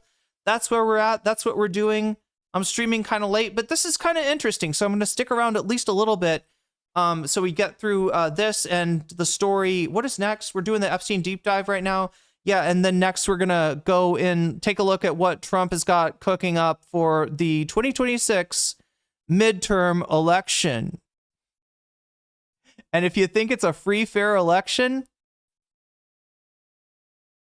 I've got some swampland to sell you in Florida, right? I've got a location called Alligator Alcatraz to try to. So it would be a great place to build a hotel. Okay, if you're that much of a sucker, maybe I can scam you as well as Mr. Trump. Anyway, let's finish this up. 15 a.m., there were 199 more files, 1,712. If they are doing all of this in front of the public, just imagine what they hid behind closed doors. And that's true. That's true. The fact that we know everything we know, yeah, what the hell are they fucking hiding? Other than, of course, the perpetrators. We know they're hiding the perpetrators. All right, look at this one. So as you can see here, 1,513 results for Trump, and then the day before it was 1,712 results for Trump. So it's just incredible. Like, there's already so much out there. It's already so clear how guilty he is, and they still feel the need to, like, my guess is, here's my actual guess. Trump caught wind of certain things that got out about him, and he, like, reaches out to the FBI and goes, "You motherfucker." Wait a minute. Okay. It's hard to tell, chat, if you're addressing other chatters. Maybe make sure to at them, because it's, you know, if not, it's hard to tell if you're talking to me or talking to chat. I think the thing I was about to read was addressed to other chatters. Fucker, you better pull that down. That's all fake news. I can't have that. In terms of defending child rapists and murderers, there is some of that going on in chat, for sure. Getting out there. What is wrong with you? How dare you release that in the first place? You're going to be fired if you don't pull that down. That's my guess as to what went down. Because, like, you know, this is clearly, like, old man thinking. This isn't, like, you don't realize, if anything, there's a little bit of the Streisand effect going on here, where, like, in the attempt to hide it, it's actually going to blow up bigger, because people have already downloaded all of the files, right? In fact, but they're trying to make that more difficult now, too. Ready for this? Breaking. It appears that the Trump DOJ just removed access to the zip files to download the entire data sets from the Epstein files. Why? Why? See below, earlier today versus now. Why are they trying to cover up? What are they trying to cover up this time? They have removed all zip files, even the ones that were months old. So they had the ability to do it. Now they don't have the ability to do it. So, again, what they're realizing is, oh shit, we want to have the ability to adjust this on the fly because the president's getting mad at stuff with... They're used to informational control, right? They've had it pretty well. You know, in terms of just being able to manipulate the news cycle, right? If you don't know, Trump has been doing this thing probably since he started running in 2016, where, look, if you got a scandal on the news cycle, right? If we're talking about the Epstein files, right? That's a pretty bad scandal. You're protecting pedophiles. You know, you said that this was all about your enemies, and it turns out it's like all of your friends, right? It looks pretty bad. If you can change the subject by, I don't know, kidnapping a world leader, shooting bombs and missiles at Iran, invading another America city, maybe you could change the subject, right? And this was more of something that Trump did well during his 2016 campaign and his 2024 campaign. Whenever anything negative about Trump surfaced, he was able to have another scandal which got in the way. That's why, even though the 2016 election was just basically Trump scandal after Trump scandal, with some Hillary Clinton scandals there as well, right? But you know, just a lot of the Trump campaign shitting its pants, right? You would think that he would have lost, and the reason that he didn't is that anything that could have sunk in and just convinced Americans, like, this is not the guy, right? This is not who we want as president, right? Like, for instance, the grab her by the pussy thing, right? Anything like that, the subject got changed before it could really sink in. People started forgetting, like, what are all the Trump scandals? Because there's so many of them. It's so hard to... Steve Bannon referred to this as an actual technique that he was employing. He called it muzzle velocity, right? You know, basically shooting news out into the news cycle so quickly that the news media cannot concentrate on any single one of your scandals. And that worked for Trump for a while. But what we're doing right now is we're just pivoting from, let's see, like Epstein, which, you know, people don't like how he's handling Epstein. Then Charlie Kirk, you know, his neck does that weird thing. Apparently his neck just does that thing. I don't know what happened, chat, but the thing with Charlie Kirk's neck happened. And for a while, the Republicans, they successfully changed the subject from Epstein. Now the subject was, what was it, like liberal domestic terrorism or something like that. And they successfully like ran a campaign where anybody that said anything bad about Charlie Kirk, for instance, like brought up his actual words in the wake of his death, was fired from their job, was canceled. This is where, what do you call it, chat? Woke MAGA, woke, there's a name for this, right? Right-wing woke. It's escaping my mind right now. The woke right. There we go. That's what I'm looking for. That's where we started to see the woke right emerge, right? They're literally doing what only a few years ago they would have called cancel culture. You're getting canceled for, I don't know, did you make a joke about Charlie Kirk? Were you not sufficiently sad about him? Did you bring up his own fucking words where he said that like the Second Amendment or that gun violence was the price that we paid, gun deaths, which he was one of, are the price we pay for a Second Amendment? Right? That seems relevant, but no, you can't bring that up, right? And then somehow it jumps the shark. They tried to shove Charlie Kirk down our throats so hard that people vomited him out. People refused to take it. And when they did that, like WWE funeral event complete with fireworks and a fake grieving widow, I would say at that point, chat, Charlie Kirk's neck had jumped the shark. And all of the discourse on Charlie Kirk was either memeing him out of existence, or just like laughing at the attempts to shove Charlie Kirk down our throat. That's when the Spelexma song "We Are Charlie Kirk" became a national anthem, but not because people actually resonated with the words, but because they thought the words were hilarious, right? We are Charlie Kirk. We'll carry the flame. We'll fight for the gospel. We'll honor his name. The things that the Republican Party and MAGA held most dear became a joke to the rest of the country. And so at that point, chat, the distraction of Charlie Kirk, and look, I'm not gonna offer a conspiracy theory about how he got killed, and wasn't that a little too convenient to change the subject? Sure, whatever, shit happens, right? But yeah, Charlie Kirk is, this is where the shark started to jump as far as the entire Trump administration. And then from there, we get the Somalia is a shithole country. Somalis are bad people. Trump just being as racist, as directly and unambiguously racist against Somali people as he has. You got Nick Shirley going in there doing his shitty little video. And then Trump uses the specter of Somali fraud in Minnesota to invade Minneapolis with ICE. And again, we've got another distraction from the Epstein files, but chat, that too blew up. Well, sadly, it blew up in the faces of a lot of innocent people that should be with us today, if not for the criminal ICE agents that murdered them. But it also blew up in Trump's face. It's not good. It's not a good look. He's losing, and he's losing hard. And not only that, chat, but he's got an election coming up in 2026.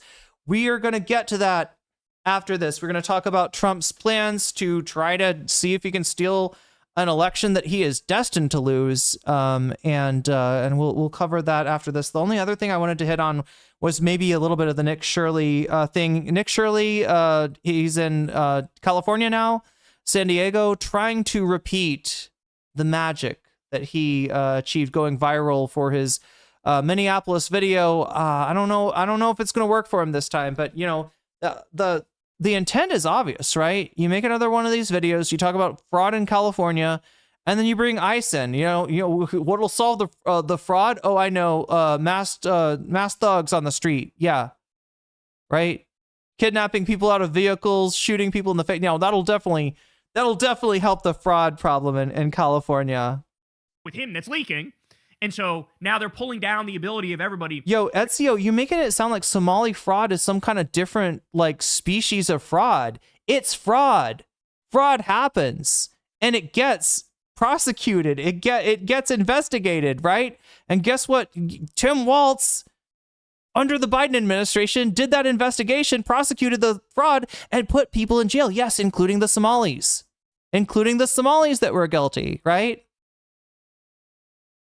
I mean, this Nick Shirley thing has been a psyop, which did convince a lot of people into like essentializing fraud as being some kind of a part of, I don't know, the Somali culture or something like that, which is just, racist brainworms. But, in acting as a pretext for Trump's invasion into Minnesota, it also basically crashed his administration. So, I don't know. It's kind of a wash. I mean, it sucks for Somali people who are getting unfairly maligned and and attacked, but it really did turn the page as far as immigration went, right? When people saw that immigration doesn't just mean giant concentration camp type facilities in your hometown, right? Which people really don't like. They really don't like the ICE facilities moving into their small towns, but it also means a, American citizen being shot in the face, an American citizen being shot in the back. Yeah, that's when people kind of changed their mind. And now in immigration chat went from being Trump's strongest issue. In fact, in other words, when you ask people, do you support Trump's policy on this? Do you support Trump's policy on that? Immigration would be one of the highest ranking ones. People are like, yeah, I like Trump on immigration. Now it's one of his lowest. His strength has now become his weakness, and it's not looking good for him in 2026. So let's finish this. We'll get to the attempts to steal the 2026 election. We're on like plan B or C at this time. Trump's tried various tactics to make this work, and I don't know, chat. At this rate, it's going to be too big to rig. Really get all of the files, right? You can call them the soy right. I sometimes do, yeah. But again, some people have them saved. It's going to be on the internet forever. Anything that's posted is there forever. It's that simple. There is going to be no hiding it. You can try to hide it, but it will get out. The truth will get out. This is the Streisand effect. So Trump is actively involved in the cover-up. He's actively... Okay, Ezio Manetta says you realize it's slow because he hasn't gone hard enough, right? Okay, Ezio Manitas, let's be real for a second, okay? You represent a certain portion of Trump's supporters, okay? There are people like you amongst the Trump faithful, right? Amongst what Joe Biden might call ultra MAGA, right? There are people whose problems with Trump's immigration policy is that it's not violent enough, it's not fast enough, it's not disruptive enough, and it's not unapologetic enough. Because Trump did try to cover his ass on this, right? At some point, the administration realized they'd fucked up, and they made at least some, gestures, let's just say, towards de-escalation, right? And they've actually taken 750 ICE agents out. So in some cases, you could fold this into a Trump taco, because he's kind of tacoing on that. And I think that's what Etzios would claim, is that, like, when you say that people don't support Trump because he hasn't gone hard enough on immigration, that's what you mean, right? Why can't I answer questions? You think you're the only chatter in? You're in here with like 300 people, asshole. I'm trying to get to it. I actually picked up your question because I found it interesting. All right, so I want to acknowledge, first of all, that you do represent a part of the Trump coalition. However, you're probably a smaller part of that coalition than you think, right? Not all MAGA people agree with you. Independents think what you just said, the idea that Trump didn't go hard enough, is disgusting. All right, they're scared of you. They think you're a sweaty ass basement dwelling groiper. And hey, they might be right. You're offering up some pretty groiper ass opinions here. You've overestimated the influence of the echo chamber that you now find yourself in. And that's why you think that, it's actually, he's only unpopular because he hasn't gone hard enough, right? No, the rest of America doesn't think this. There's the exact opposite in the polls when it comes to independents, and obviously when it comes to Democrats as well. Two of the demographics that Trump won by larger numbers, right? That would be Latino voters, and that would be young voters, are now slipping away from Trump. In other words, his support from those groups is getting lower and lower in many ways because of this issue. So yeah, your predilection, right? Your obsession, the way that you want Trump to run his office, the priorities that you want him to prioritize, so to speak, right, are the things that disgust the rest of America. So if he were to take your advice instead of whoever's, I don't know, Susan, what's her name? What is her name? Witzkoff, is that her name? Anyway, so, you know, if he, whoever advice he took, there is probably a pretty savvy political operator, because the only move for Trump at this point was de-escalation, to try to at least make it look like he's backing down. Now, do I think he's backing down? Not entirely. Like, there's a little bit of a taco there. You know, they ramped up numbers of ICE, and then they end up kicking out Bovino, who is the CBP guy, you know, commanding, and they switched the orientation, right? They had gone from emulating the CBP agents, doing like higher force interventions, in other words, like more violent, more confrontational. They switched out of that, and they're moving into like lower profile, less confrontational. The idea being that if people feel like Trump's back down, maybe there'll be less people out there with whistles, right?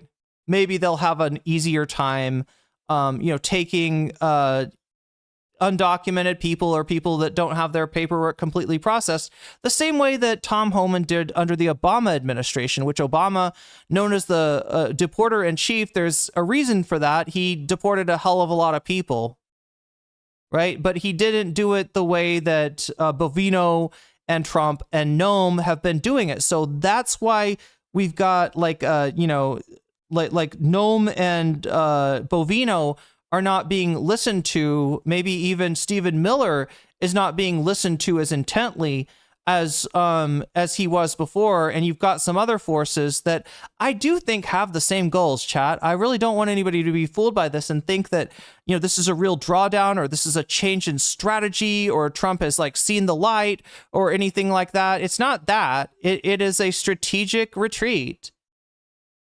trying to serve a certain purpose. And we'll see whatever invasion. There'll be more invasions of more blue cities as we get closer to the election, because I think Trump definitely does want to use those ICE agents in part to interfere and to intimidate in those elections, right?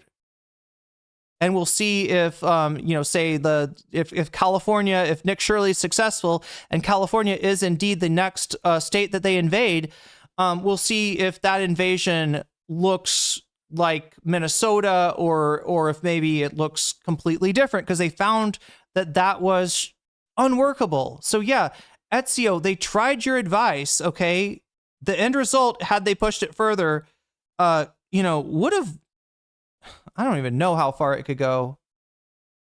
It could have shown up as a impeachment of Donald Trump, right?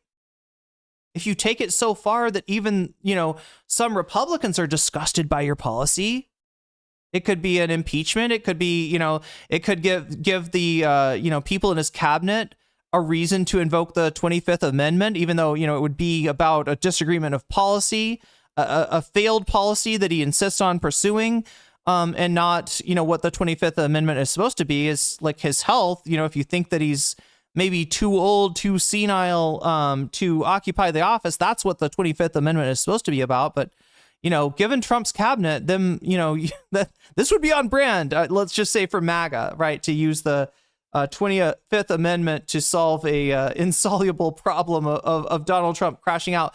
But look, Trump is, if nothing else, he reads the room, and the room right then was telling him that Etsios's, policy, the policy that Etsios is talking about, ramping up deportation, doubling down, shooting more citizens, that would have been a failed strategy. So yeah, I mean, I know this probably cooks in your little Groyper group chat, Etzios, but nobody else is wanting to hear this. You've lost the country on deportation. Congratulations. Stay on topic. I just got one guide by you, Ezio man, whatever your name is. I took your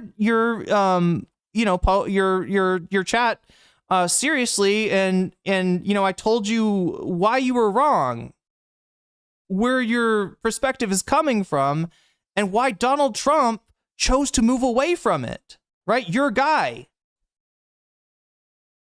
involved in the cover-up right in front of our eyes. And again, I reiterate, what is the fucking point of doing this when, bro, we already have so much... That's crazy. That's crazy. A chatter that bitches at me for not responding to their comment while I am responding to their comment, and then when I do, gets mad.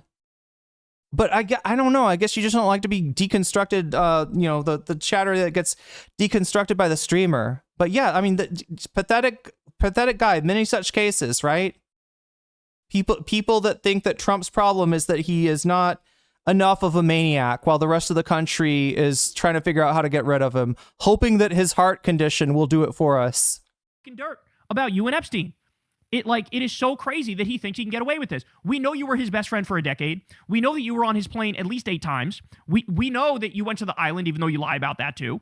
We know that the first time you and Melania had sex was on the Lead Express. Oh my God, this is funny. Mendeji, the left is simply unused to a president who is cognizant, active, and alive. We're unused to a president who shits his pants like he just did on television before his handlers said, "All right, media, thank you, press, please get out of here, please get out of here."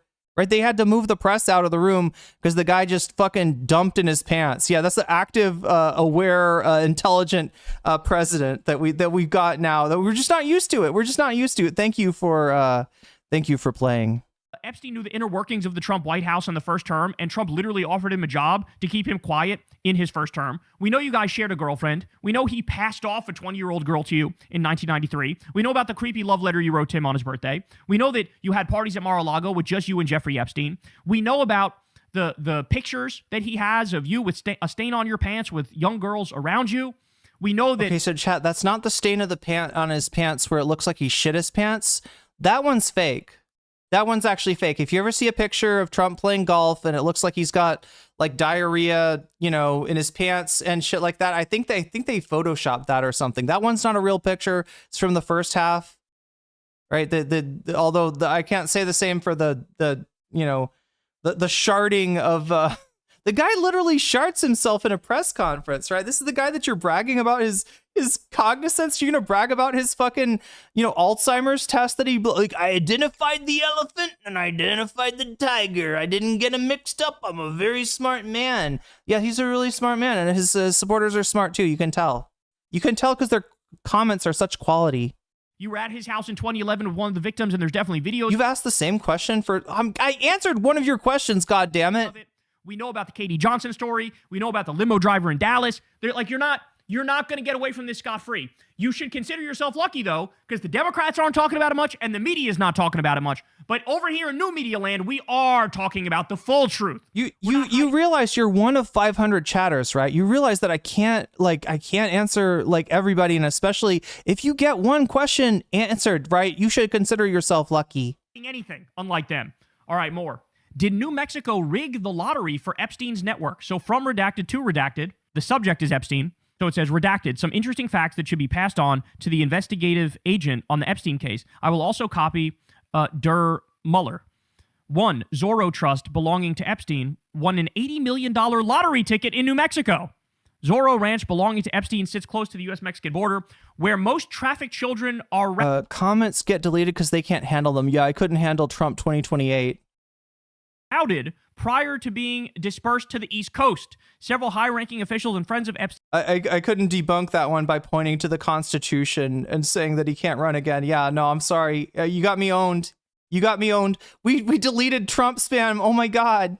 Have confirmed he has sexual relations with trafficked underage minors. Holy shit. So they're saying the ranch was strategically placed to be part of a human trafficking network. right? And they're also saying Zorro Trust, belonging to Epstein, won a fucking $80 million lottery. Joe Biden caught wearing diapers. Look, I don't know if he got caught wearing diapers, but he definitely shit his pants in that debate, okay? I'm not here to fucking cape for Joe Biden. I'm not here to cape for Kamala Harris. I think they're both terrible candidates, right? And there's, elements of their policy that disgust me, honestly resemble Trump's policy to a disturbing extent and disgust me just as much as his policies. So, right, I'm not going in here like, naive, team cuck to support like one side. I have a lot of problems with the Democrats, okay? Democrats probably piss me off more than Republicans. But yeah, you're right, Noel. Joe Biden definitely did shit his pants in that debate, whether he was wearing diapers at all. Absolute ridiculous for that man to think that he could run for a second term when he can't. What was this like line? We finally defeated Medicaid. Yeah, go Joe. Good job. Hairy legs. And remember, he bought off all these politicians, including politicians in New Mexico, and that one that wound up dead. So did they rig the New Mexico lottery? Mendaji says, who cares if anyone messes their pants? Grow up. I'm sorry, Mendaji. Chat, Mendaji messed their pants. So says the chatter that just took a fat shit. Who cares if people shit their pants, right? He's doing mass deportation, so I like him. Jeffrey Epstein's reaction when he was told that RFK Jr.'s second wife had been found dead. Quote, whoops. Now, he also said whoops in the context of another murder that they were discussing. He said it, and then he goes, whoops. Like, maybe I shouldn't have said this. But he said whoops after it. So here we are again, from Jeffrey Epstein to Eva Dubin. Whoop. SEO, I never see your question. I only see that you're asking about it. But at the risk of getting one guide again, I think I'm gonna take the discretion is the better part of valor. I don't know. And you have, I think I'll lose viewers if I keep talking to you. Right before it, Mary Kennedy found dead in her backyard. He goes, whoops. Why would you say whoops to that?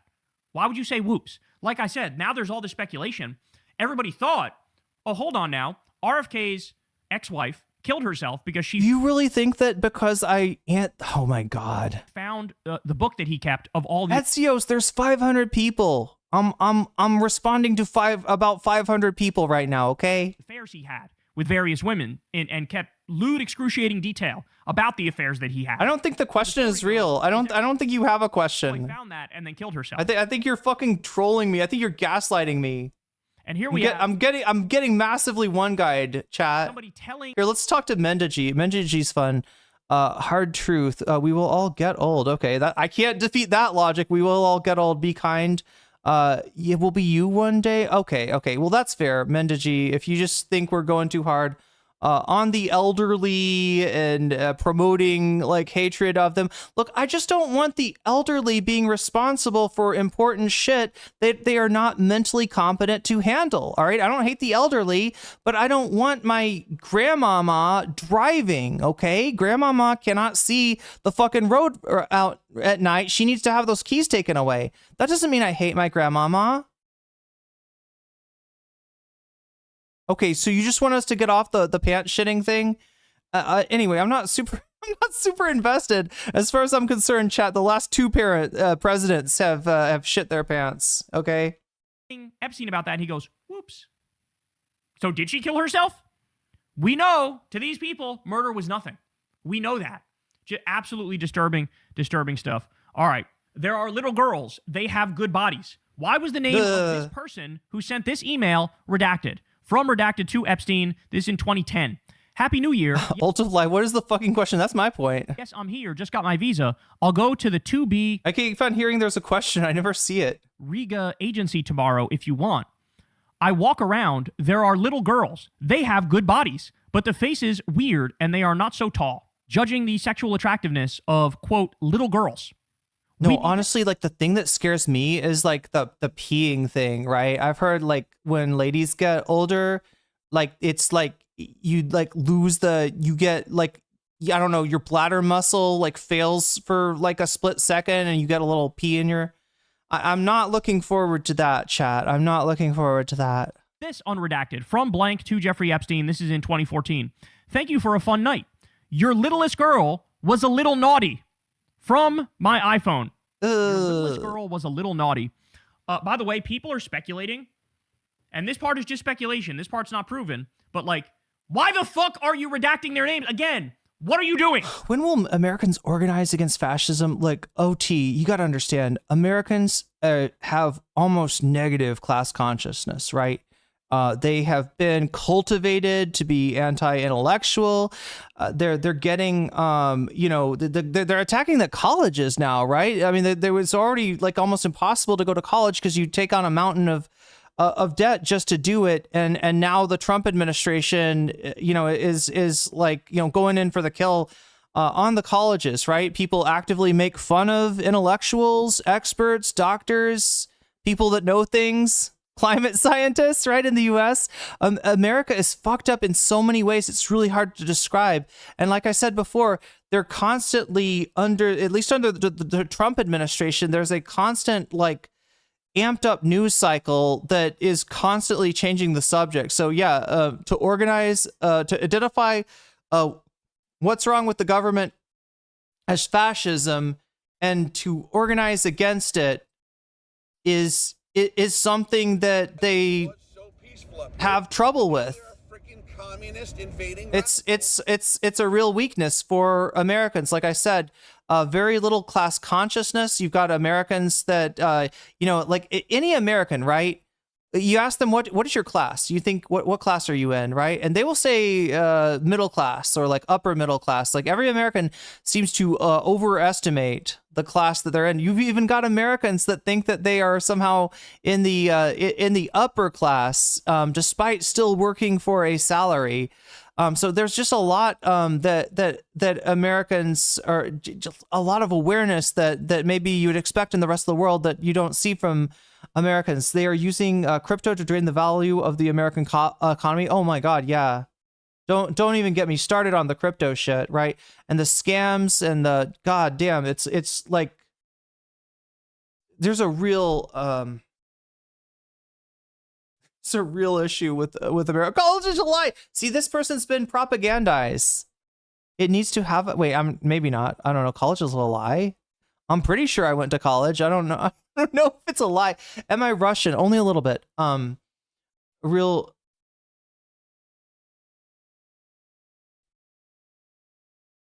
The government is proving who's really in charge. It's the fucking shadow cabal of billionaire pedophiles. The entire world doesn't respect libtards. Michael Sullivan. They definitely don't respect sweaty ass little groypers like you. All right, they'll tolerate liberals. So the whole world is liberal, right? Liberalism is the unspoken agreement. You know, it is. In fact, when you see like the woke, you know, the soy right, that's a little bit of like liberalism that they seem to have internalized, right? For the liberal viewpoint, right? What you know, like a you know, disingenuous concern about I don't know, bigotry serves is to sort of distract from the lack of economic, you know, the lack of a positive like working class economic message from the liberals, right? So but with the Republicans, it's weird, right? It's like trying to find hypocrisy. I don't know. This might not be clear what I'm talking about when I say the woke right, and you know, I'm talking about you know, the right having been influenced by liberals. But if you look at Nick Fuentes and Hassan Piker, they had a blow up on Twitter this week, and there were Nick Fuentes fans, Groyper supporters, you know, who thought when Hassan said that Nick was a bi-curious Mexican manlet or something like that, the response from the right was like, oh, so is it bad to be bisexual? Is it bad to be Mexican? Is it bad to be a manlet? And like, that's not the point, right? The point is that the philosophy that you stand for is a philosophy that stands against who the fuck you are, right? What kind of weird pick-me game are you playing here? But some people are speculating this one was actually Trump, that this email was actually Trump. And you know what? I'm fine with people speculating that. I'm fine with people believing that until they fucking release the names of the people who did it, open investigations, and lock these motherfuckers up. Thank you for a fun night. Your littlest girl was a little naughty. Oh my God. I'm just finding out that Stephen Hawking, the Stephen Hawking, was not only on Epstein's island, but per the Miami Herald, Ghislaine Maxwell herself said he participated. Woke is left, says Dacron. Not anymore, Dacron. It's not just for lefties anymore. We got the sway right now. In an underage orgy. Apparently, they made the island ADA compliant to accommodate his arrivals. Jesus Christ. Miami Herald. Epstein befriended a slew of scientists. New records contain orgy allegations against one. And then here's Stephen Hawking in the center during an event arranged by Jeffrey Epstein on the financier's private island in 2006. Epstein Files latest. Andrew told disgraced pedophile he wanted to be his pet in damning email. This guy's one of the most perverted of all of them. Because, like I said, the last Epstein segment we do, he was implicated in torture and death. Okay? And now we... Oh, wait, haven't paid attention to Epstein, who's Epstein's best friends are? You mean Donald Trump and Steve Bannon? Because I know it sure as fuck isn't Elon Musk. It's not Alan Dershowitz, right? I know who Epstein shit talks behind their back. But I'm now, AJ Brown, not sure that you know who Epstein's BFFs are. Learn stuff like this is coming out. I don't think we've even gotten to the bottom of how depraved that guy is. Do you want me to try to do her or just torture her on Friday? Italian entrepreneur Tancredi Salvatore. Wait, do we call it the raw milk, right? Nice. Instead of soy. Yeah, they hate soy. That's right. Cialo discussing torture with Epstein. So two blank. Do you want me to try to do her or just torture her? 2011. This one came out. Jesus Christ, man. Again, can you believe that's what Epstein does? He sits around and talks to Bill and Hillary Clinton. Can you find me those emails? AJ Brown, please find me the emails between Epstein and the Clintons. I'd love to see them. We have lots of correspondence between Epstein and Bannon, and we have fucking video of Epstein hanging out with Trump.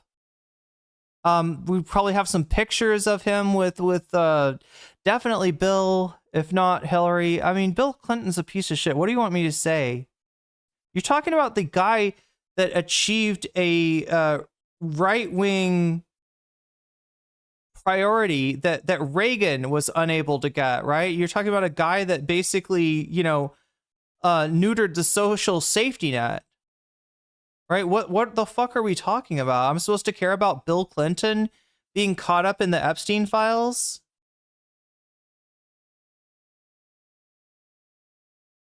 MAGA regime, the Trump regime, literally had the deputy attorney general go on TV and say, it's not a crime to party with Epstein. All you motherfuckers' hard drives need to be checked, by the way. All of you need to be checked. And again, the next Democrat who goes in there, I'm starting a new category of leftist. Hear me now, quote me later. Sarah, did you ever figure out what the fucking question this chatter keeps on asking about is? Like, I kept on seeing a reference to a question and I never saw the question. Law and order leftist. Woke is past tense. I'm awake. Well, good. We need to wake up. We need to wake up. All right. After all the people who committed genocide, we're going after all the war criminals, we're going after all the corrupt goons, and we're going after all the pedophile rapist billionaires, okay? These motherfuckers are satanic, bro. I feel like I'm losing my mind. Why the fuck are emails like this redacted? I found at least 3 very good young poor, but we was so tired. I will cover up this week. Meet this one, not the beauty queen, but we both likes her a lot. 3 very good young poor. Oh my wait, was it just the question of like, was there Somali fraud? Was that the question? Holy fucking shit, that was the first question I asked. Anyway, chat. That chatter should be very happy, even though they got banned by Sarah. Because I spent way more time. My God. How about this one? Confirmed, Epstein trained as a spy under Israeli Prime Minister. The FBI knew the entire time. And if you look down here, where there's green, Epstein was close to the former Prime Minister of Israel, Ehud Barak, and trained as a spy under him. So yet again, further validation that he had connections to Mossad. He also had connections to Russian intelligence. He also had connection to the CIA. And it was a honeypot blackmail operation involving. That looks like an old friend. Involving the most powerful people in the world. And he wound up being directly involved in some of the most important decisions in modern history. Okay, someone in the Epstein circle says they think the best and most dramatic cures would come from baby poop in Nepal mountains. Why is their name redacted? I want to know who this person is and how often they travel to Nepal. That's exactly right. So yet again, they redacted it. This was my idea a while ago. I still think the best and most dramatic cures will come from faraway stool samples that bring different microbes, like healthy baby. Okay, so look, this sounds like a weird comment, perhaps a perverted comment. I think knowing a little bit about modern medical, anyway, what like, look, there's this, okay, there's a very pernicious bacteria that affects senior citizens sometimes. It's called C. difficile, all right? It's a bacteria, it's in your colon, right? And, it can, fuck up your life if you're a senior, right? They came up with a treatment for this, and you're never going to believe what the treatment is. It's a poop transplant.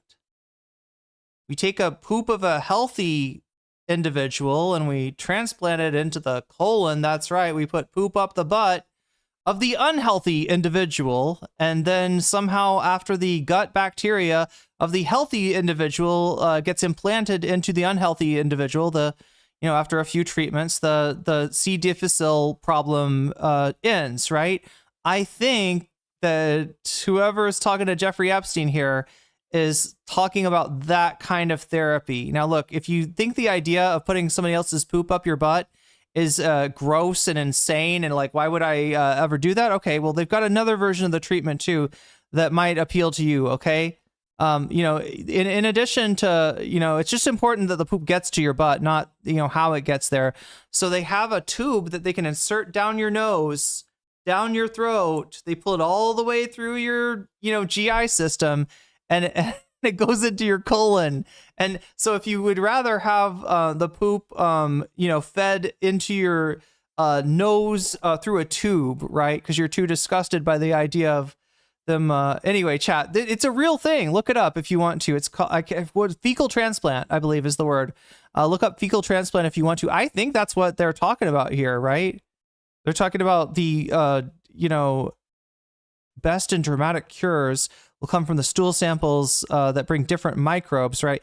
He's hypothesizing that people in some other place like eat a diet that helps their gut microbes stay healthier, and that maybe maybe that's the super cure for what, like IBS and I don't know, chat. I don't know. It's a real thing.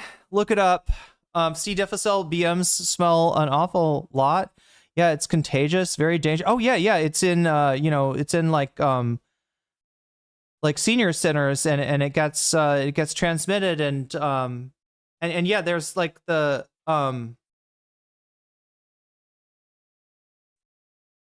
chat. I'm so confused by you. What are you saying? We're talking about poop here. You're asking me weird questions. Disturbing questions. Poop in Nepal mountains. What the fuck? These people, man, they were into like weird eugenics shit. Okay? They were into race science, weird eugenics shit. Remember the Giardia discourse? What, from Ethan Klein?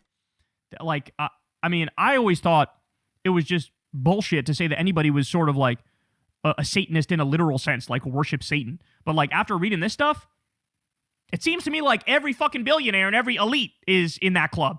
An email to Epstein in 2010 that describes deliberate search engine manipulation to bury reporting on his crimes. They boosted all the other Epsteins to bury any direct searches for his name plus pedophile. This is clear evidence of coordinated, deceptive reputation control. There's also that video, somebody working for one of the major networks, I forget which one it was, maybe it was ABC, where she talks about how we had this big Epstein story ready to go, we were going to drop it, and then the higher-ups came in and destroyed it, and they crushed it. That is so crazy, bro. So now he somehow has the ability to rig fucking Google to hide negative shit about him, and he had the ability to crush a big story in ABC about him. How about this? The original 56-page draft. Do you remember in the... I know I'm pausing this too much, chat, but do you remember the birthday book? I believe it was Dershowitz's contribution. There was something about killing a story in a magazine. They like Trump has this thing like called catch and, oh my God, what is it called? Catch and kill, right? He's friends with the Inquirer's editor, And what the Inquirer has done for him a few times is to purchase stories, right? Buy the exclusives. I think Stormy Daniels is where this happened. They buy the exclusive rights, so they catch it, and then they don't go forward with the story. So they catch it and they kill it, right? It looks like they're buying the story to, interview the subject and do the story, but they're just really buying it so that nobody else can get to it. And that is, I think, what Dershowitz was talking about with, God, there's so many of these, people keep on talking about Trump's BFF. Is it Clinton? Is it Trump? Is it Bannon? He had a lot, and there's so many of these weird little dudes like Dershowitz that deserve some discussion, right? Dershowitz is the guy that was actually accused by one of the victims of having victimized her until he threatened to sue. And then, he was able to get her to recant to avoid being sued. And then there was this whole thing he had. His quote for this was like, listen, I went to Epstein, I got a massage, but I never took my underwear off. He kept his underwear on the whole time, chat. So I guess, damn. Federal indictment of Epstein from 2007 is horrific. 32 counts involving 17 minor girls. Yet Alex Acosta agreed to drop all of it for a single state-level solicitation charge. We can't bring Epstein back, but if I had any say, I'd be turning the screws on Acosta to understand exactly how this was allowed to happen. It's hard to believe he made that decision. Oh, wait, what is this? Dustin says what I'm saying is the FBI knew that concrete would disintegrate bodies and tissue and blood. Whoa, what are we even talking about here? I know there's like a story about there being some kind of an acid in Steve Bannon's bathtub or something. Oh my God, I'm trying to remember this whole thing. There was some story about there being acid damage to the bathtub, right? It sounds like a scene straight out of Breaking Bad. But I don't know if Bannon was actually making dude smoothies. Why do you call all conservatives MAGA cultists? Look, I don't think I do. I think I try to, recognize that there are different, demographics within Trump supporters, different motivations, different ideologies, different kind of people, basically. But if you are getting that from people, it's probably because to the rest of the world, your support of somebody who is an obvious liar and a charlatan is kind of incomprehensible. It's inscrutable. They can't figure out how you would support somebody that lies to your face, in front of your face, in such an obvious way. They would think that you would look at things like Trump University, like the shit coins, like all the scams that Donald Trump has run through his whole fucking life. He's ripped people off. All the people that he contracted to do work and then never paid. You'd think that you would look through that and be like, I don't want to be fucking scammed by this guy. I don't want to be ripped off. I don't want to be lied to. I don't want to be played by this guy. Maybe I could find a better president to support than this shithead. That's why it is, right? They just cannot understand why you ride or die for, possibly the most horrible person ever to be born in the, I don't know, chat. Maybe that's a little bit of an exaggeration. There's a lot of bad people that have done a lot of bad things, okay? But Donald Trump does it so transparently. And I feel like a lot of MAGA people are like, well, he's not trying to hide anything, so he must be honest. He's up front with all his corruption. Is that right? He's up front with all his lies. He's a liar, but he's our liar. He's lying for us, right? Because lying is overpowered. I don't know. That's why you get that sort of reaction. I don't think you're getting it from me, in casting you all into like a fucking basket of deplorables, okay? But I do know what you're talking about, where you say like, liberals will tend to do that. And you're right about that. Some liberals are not discerning enough about the different types of people that make up the MAGA coalition. And, it's to their detriment. Anyway, let's finish this Kyle thing. I kind of need to run to the bathroom really quick. Hopefully that's not going to provoke any weird responses from chat. We've already got a few, some really weird responses from chat, in fact, but it's okay, chat. It's shorts, chat. I expect that from you. Anyway, I'll be right back. I'm going to leave you in the capable hands of my traveling companion, Waluigi. I will be back as soon as I can. We need to TDS at its finest. Listen, I feel like you've got EDS, Epstein derangement syndrome, in that you continue to defend a sex predator. What say you to that? What say you to that? I wonder. Anyway, I'm gonna let Kyle run because he has absolutely been cooking now. That's why I put him on. We're gonna watch that. We're gonna try to cover the Trump's latest attempt to steal the midterm election. And what else? Tyler. Oh my God, I say his name wrong. Sorry, I always get Nick Shirley and Tyler Oliveira mixed up. No, it's Nick Shirley. That's what we're going to talk about, his adventures in California. Anyway, I'll be right back as quickly as I can. Until then, here's Kyle. His own. There's a story there, and maybe it even explains how 10 years later he ended up as Trump's labor secretary. How does something like that happen? Well, something like that happens because they told him this is above your pay grade and this person's intelligence, so you have to go easy on him. What does a Pornhub introduction mean in this context? Okay. User JRH, go drain the lizard. Okay, Beavis. I'll go do that. Ready? So here we have... What do you want me to pour a sobe into the toilet? What do you mean? Kid couldn't have done bikini wax cause hair are too short. Next time, her and Elena's nails, kids will come to the house straight from Frederick with iPad portfolio. Done with Pornhub introduction. Jesus Christ. They're talking about kids, man. They're talking about kids.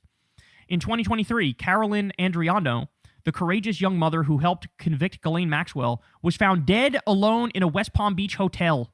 Her death was ruled an overdose, leaving behind 5 children and a mountain of unanswered questions. Yeah, go ahead and put me on the record as not believing that. If you helped convict Ghislaine Maxwell and you wound up dead, I'm going to go with not a suicide. Jeffrey Epstein survivor who testified against Ghislaine Maxwell dies in Florida. Jesus Christ. In 2002, Ghislaine Maxwell's apparent nephew emails her a wish list of actresses he'd like to do nasty things to and ends it with a thank you very much for offering all of these things.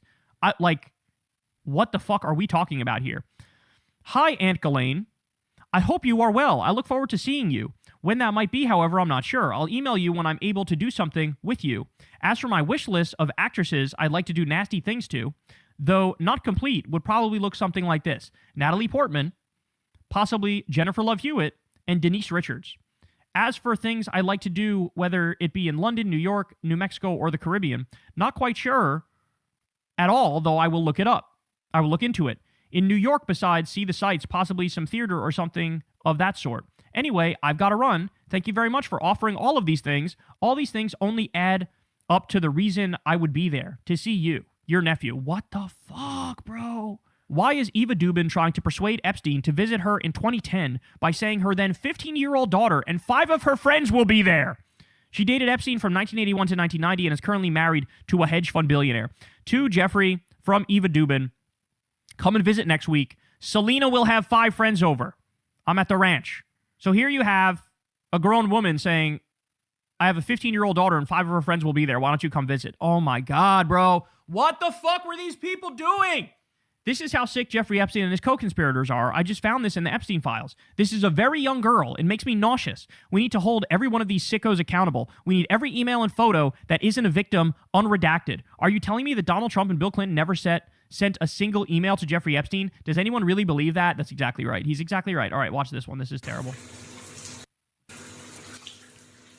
Clearly, this is a recording of a young kid in the shower, right? In a bathtub. Jesus Christ. Not enough people are talking about Bannon's house that was used by people to film porn, where witnesses saw kids going in and out, and a bathroom was ruined by some kind of acid in the bathtub. From 2017, Esquire magazine. Why was Steve Bannon's hot tub allegedly filled with acid? By Peter Wade. Steve Bannon's porn and meth house. You have no idea what kind of evil stuff went on.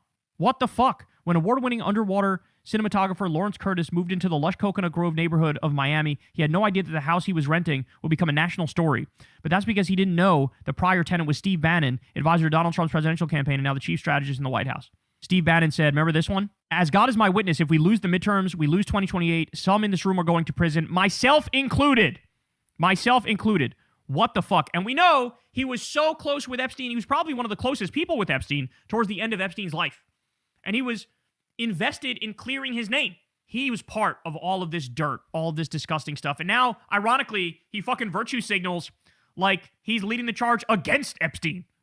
Unbelievable. Unbelievable. Epstein confirms Trump knew about his activities and hints at Trump's Russian money laundering. Blank worked at Mar-a-Lago. Trump knew of it and came to my house many times during that period. The testimony of houseman John Alessi confirmed it. So in this email here, what Epstein does is he goes into a dispute that him and Trump had over a property that Epstein was going to buy, and Trump basically swooped in and bought it out from underneath him, right? And of course, Epstein thought that was scummy. And what Epstein describes is, it doesn't make sense. I'm sorry, I just read this from chat. Steve Bannon acid poop conspiracy?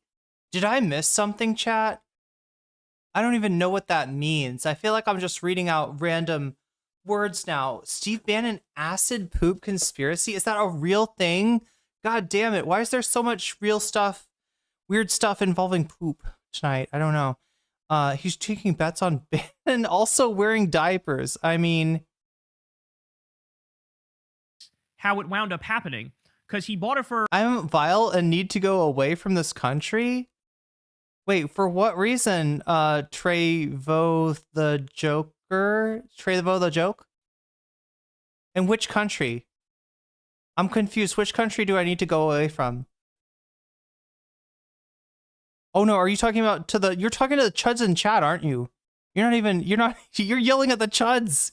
You're not even yelling at me. Here, let's take Waluigi off of here and try to finish this. Oh yeah, the acid in wasn't it in his bathtub or something? But wait, where does the poop come in?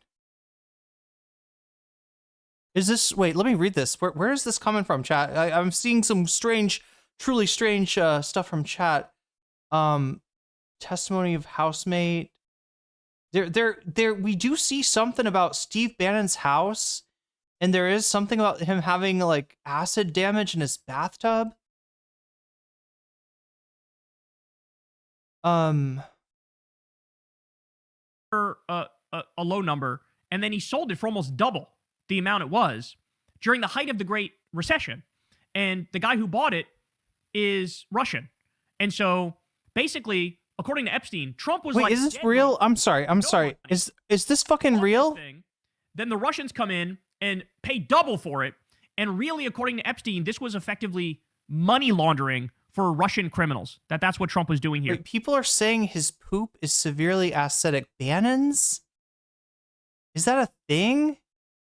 Look at this. Trump sells Florida house to Russian. In 2008, Donald Trump sold the Mansion de Lamiti. He pooped in the tub? In Palm Beach, Florida, to Russian billionaire Dmitry Rybolovlev, that's a hard one to say, for $95 million, a significant markup from the $41.35 million he paid in 2004. So, bought it for $41 million, sold it for $95 million, way above the market price, especially at that point.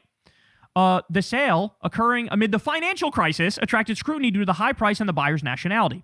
The property, located at 515 North County Road, the 6.3-acre oceanfront estate, featured a mansion known as Maison de Lamiti. The buyer, Dmitry Rybolovlev, a Russian fertilizer magnate, purchased the property, though it was initially held under a limited liability company.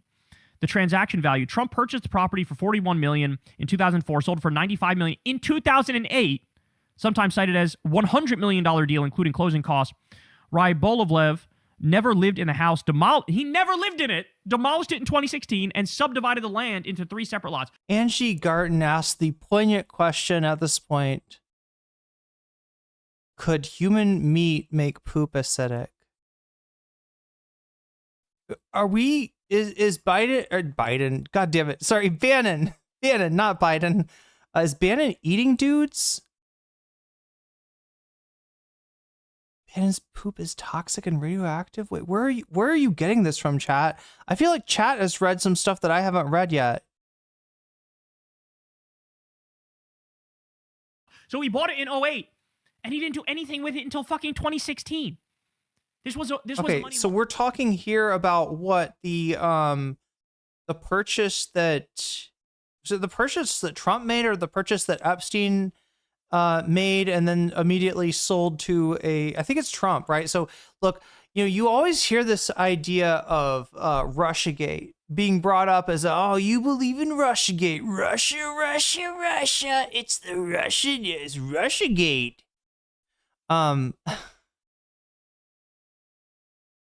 And look, was there some coping from Hillary Clinton and her supporters around the 2016 election as far as trying to blame, I don't know, some kind of Russian collusion for her election loss rather than her own terrible campaigning? Yeah, probably.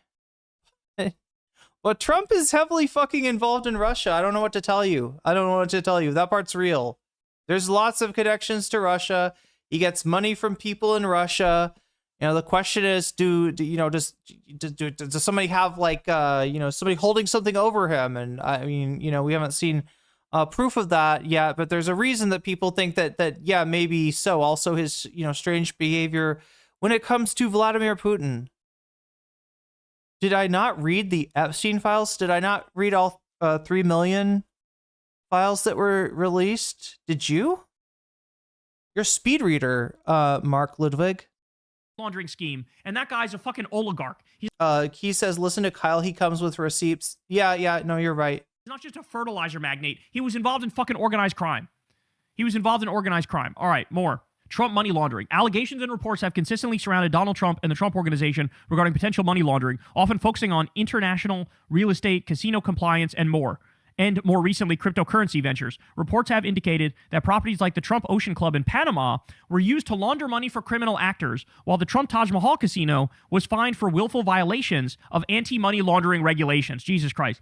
The Panama property investigation. A global witness investigation suggested that the Trump Ocean Club in Panama... We're relying on Gemini for our information, right? Was utilized by criminal networks to launder money, with accusations that Trump benefited from these transactions. Casino fines. In 2015, the Financial Crimes Enforcement Network fined the Trump Taj Mahal $10 million for repeated willful violations of the Bank Secrecy Act, including failures to report suspicious activities.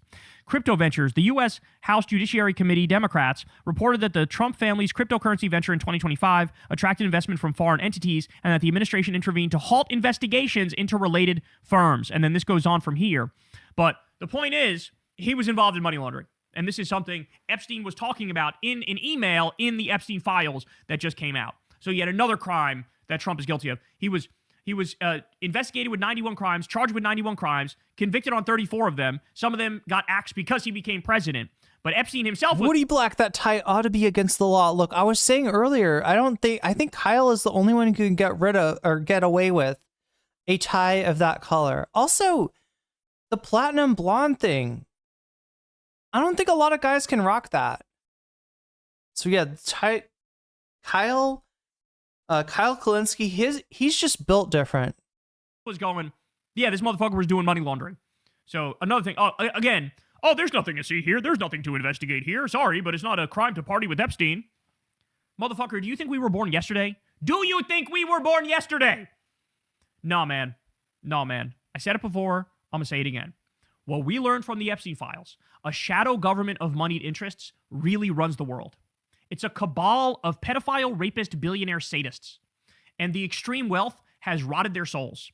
They have no conscience. They have no morality. They have no ethics. Okay? They're involved in... Kyle is not rocking it. What, the tie or the hair? Rape. They're involved in torture. They're involved in murder.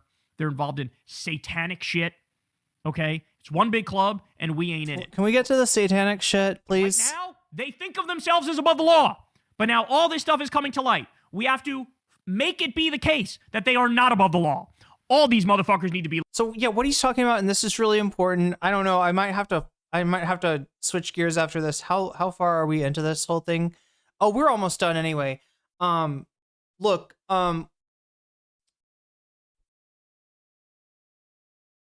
if you want shit like this to not happen anymore, right? Whether it be like, ICE invading communities and shooting people in the face, or whether it be, being ruled by pedophiles, right? If you want it to not happen anymore, you gotta punish the people who did it. All right. So if you don't want ICE anymore, you gotta punish the ICE agents. All right. If you don't want pedophiles to run the world, you got to punish pedophiles. And you got to take their toys away from them because they've got too much money, too much leverage, too much control, right? Too much power in this world is wielded by fucking sociopathic pedophiles. And the only way that's going to stop is when these motherfuckers get the fear of God in them, okay? And that's going to require, I don't know how many torches and I don't know how many pitchforks, all right? But a non-zero sum. So get cracking. Locked up. I need to hear this from every single media outlet. I need to hear this from every single Democrat. And we should fucking smack around the Republicans, metaphorically speaking, until they fucking snap out of it. I want them to look outside and feel like they are in the Frankenstein movie. Yeah, where all the peasants show up. Yeah, I want them to feel like that. Feel the fear that Frankenstein felt, okay? Also, we're saying, what are we doing here? These people, we need accountability. We need justice. We're not even going to protect children? Which, by the way, somebody had a devastating post the other day where they said, it's not a surprise that the country that looks away as children get mass murdered and mass shootings on a regular basis. Leave ICE alone? Nah, abolish ICE, okay? Repeal the Patriot Act. All this bullshit came to us after 9/11. Where, people's fear over, some terrorism they did not but should have expected, considering the kind of intervention the United States was doing in countries like Saudi Arabia. When the reaction to that was just like, yeah, no, let them rewrite the fucking Constitution, right? Let them create an unaccountable law enforcement organization. Now, look, the Bush administration didn't use ICE the way that Trump has, but it set into motion the possibility for that to happen, right? And the only time that this tide rolls back is when the people that did this shit to us get punished, right?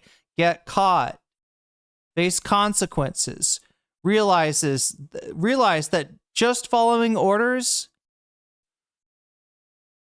it was not a excuse for the Nazis, and it's not an excuse for you, right?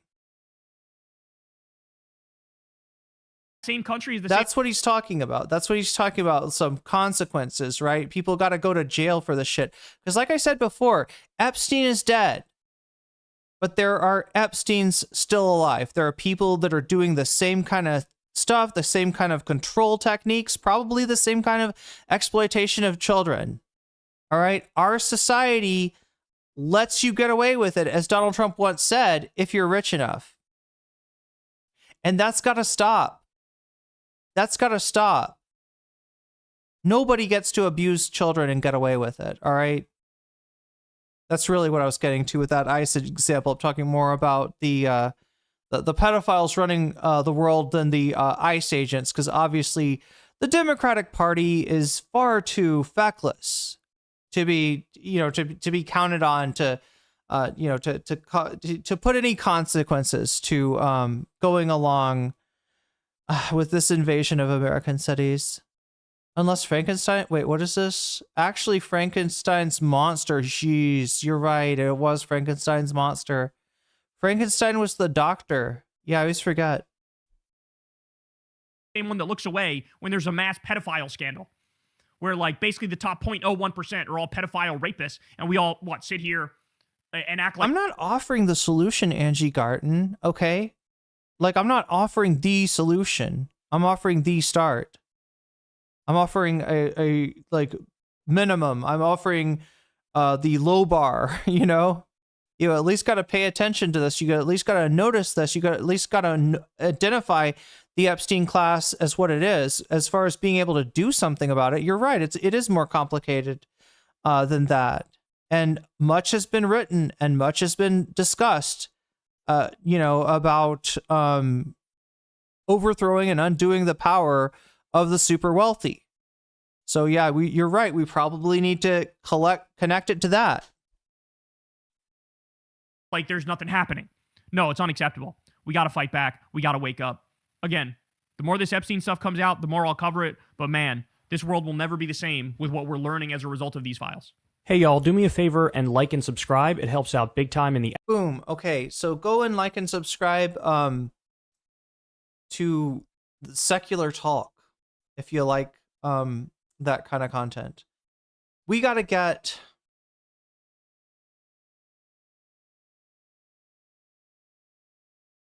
we gotta tap the majority report for the next topic. Like I said before, oh god, that's the I'm supposed to show those too. Chat, we're running out of time here. There's a lot I have to cover still.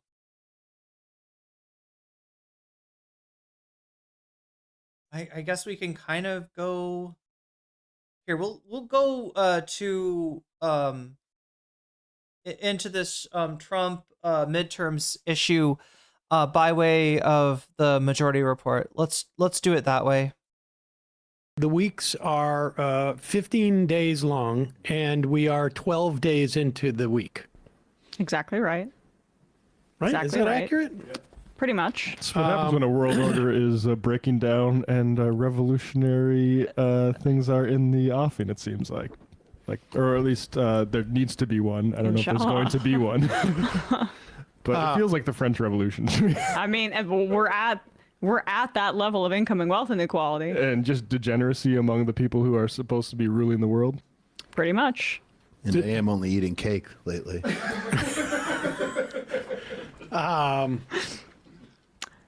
Yeah, maybe Chris Matthews had a point.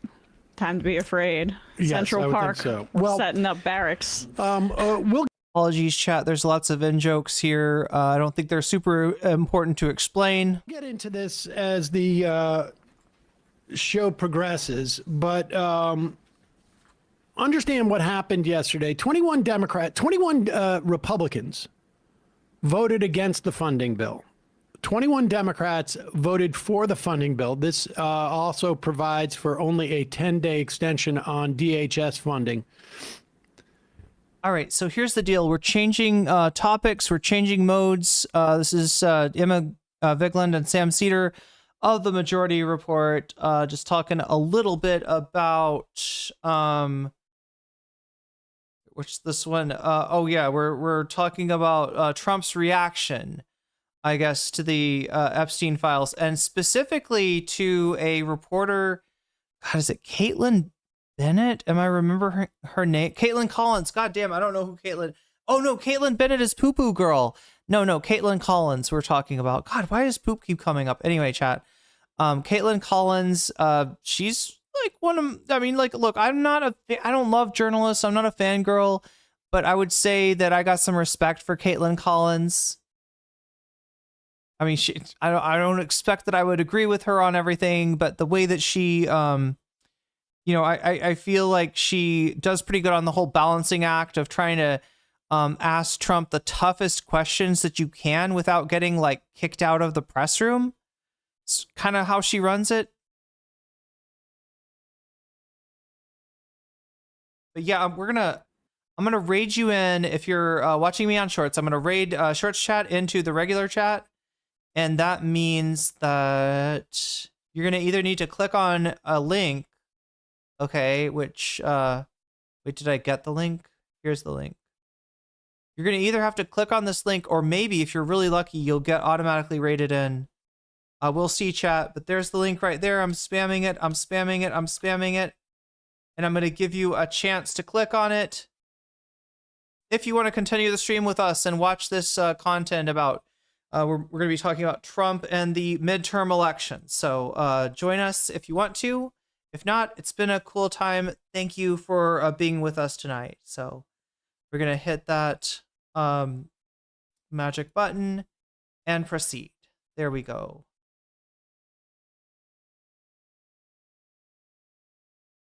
I'm so glad I did the right one. Okay. Wow.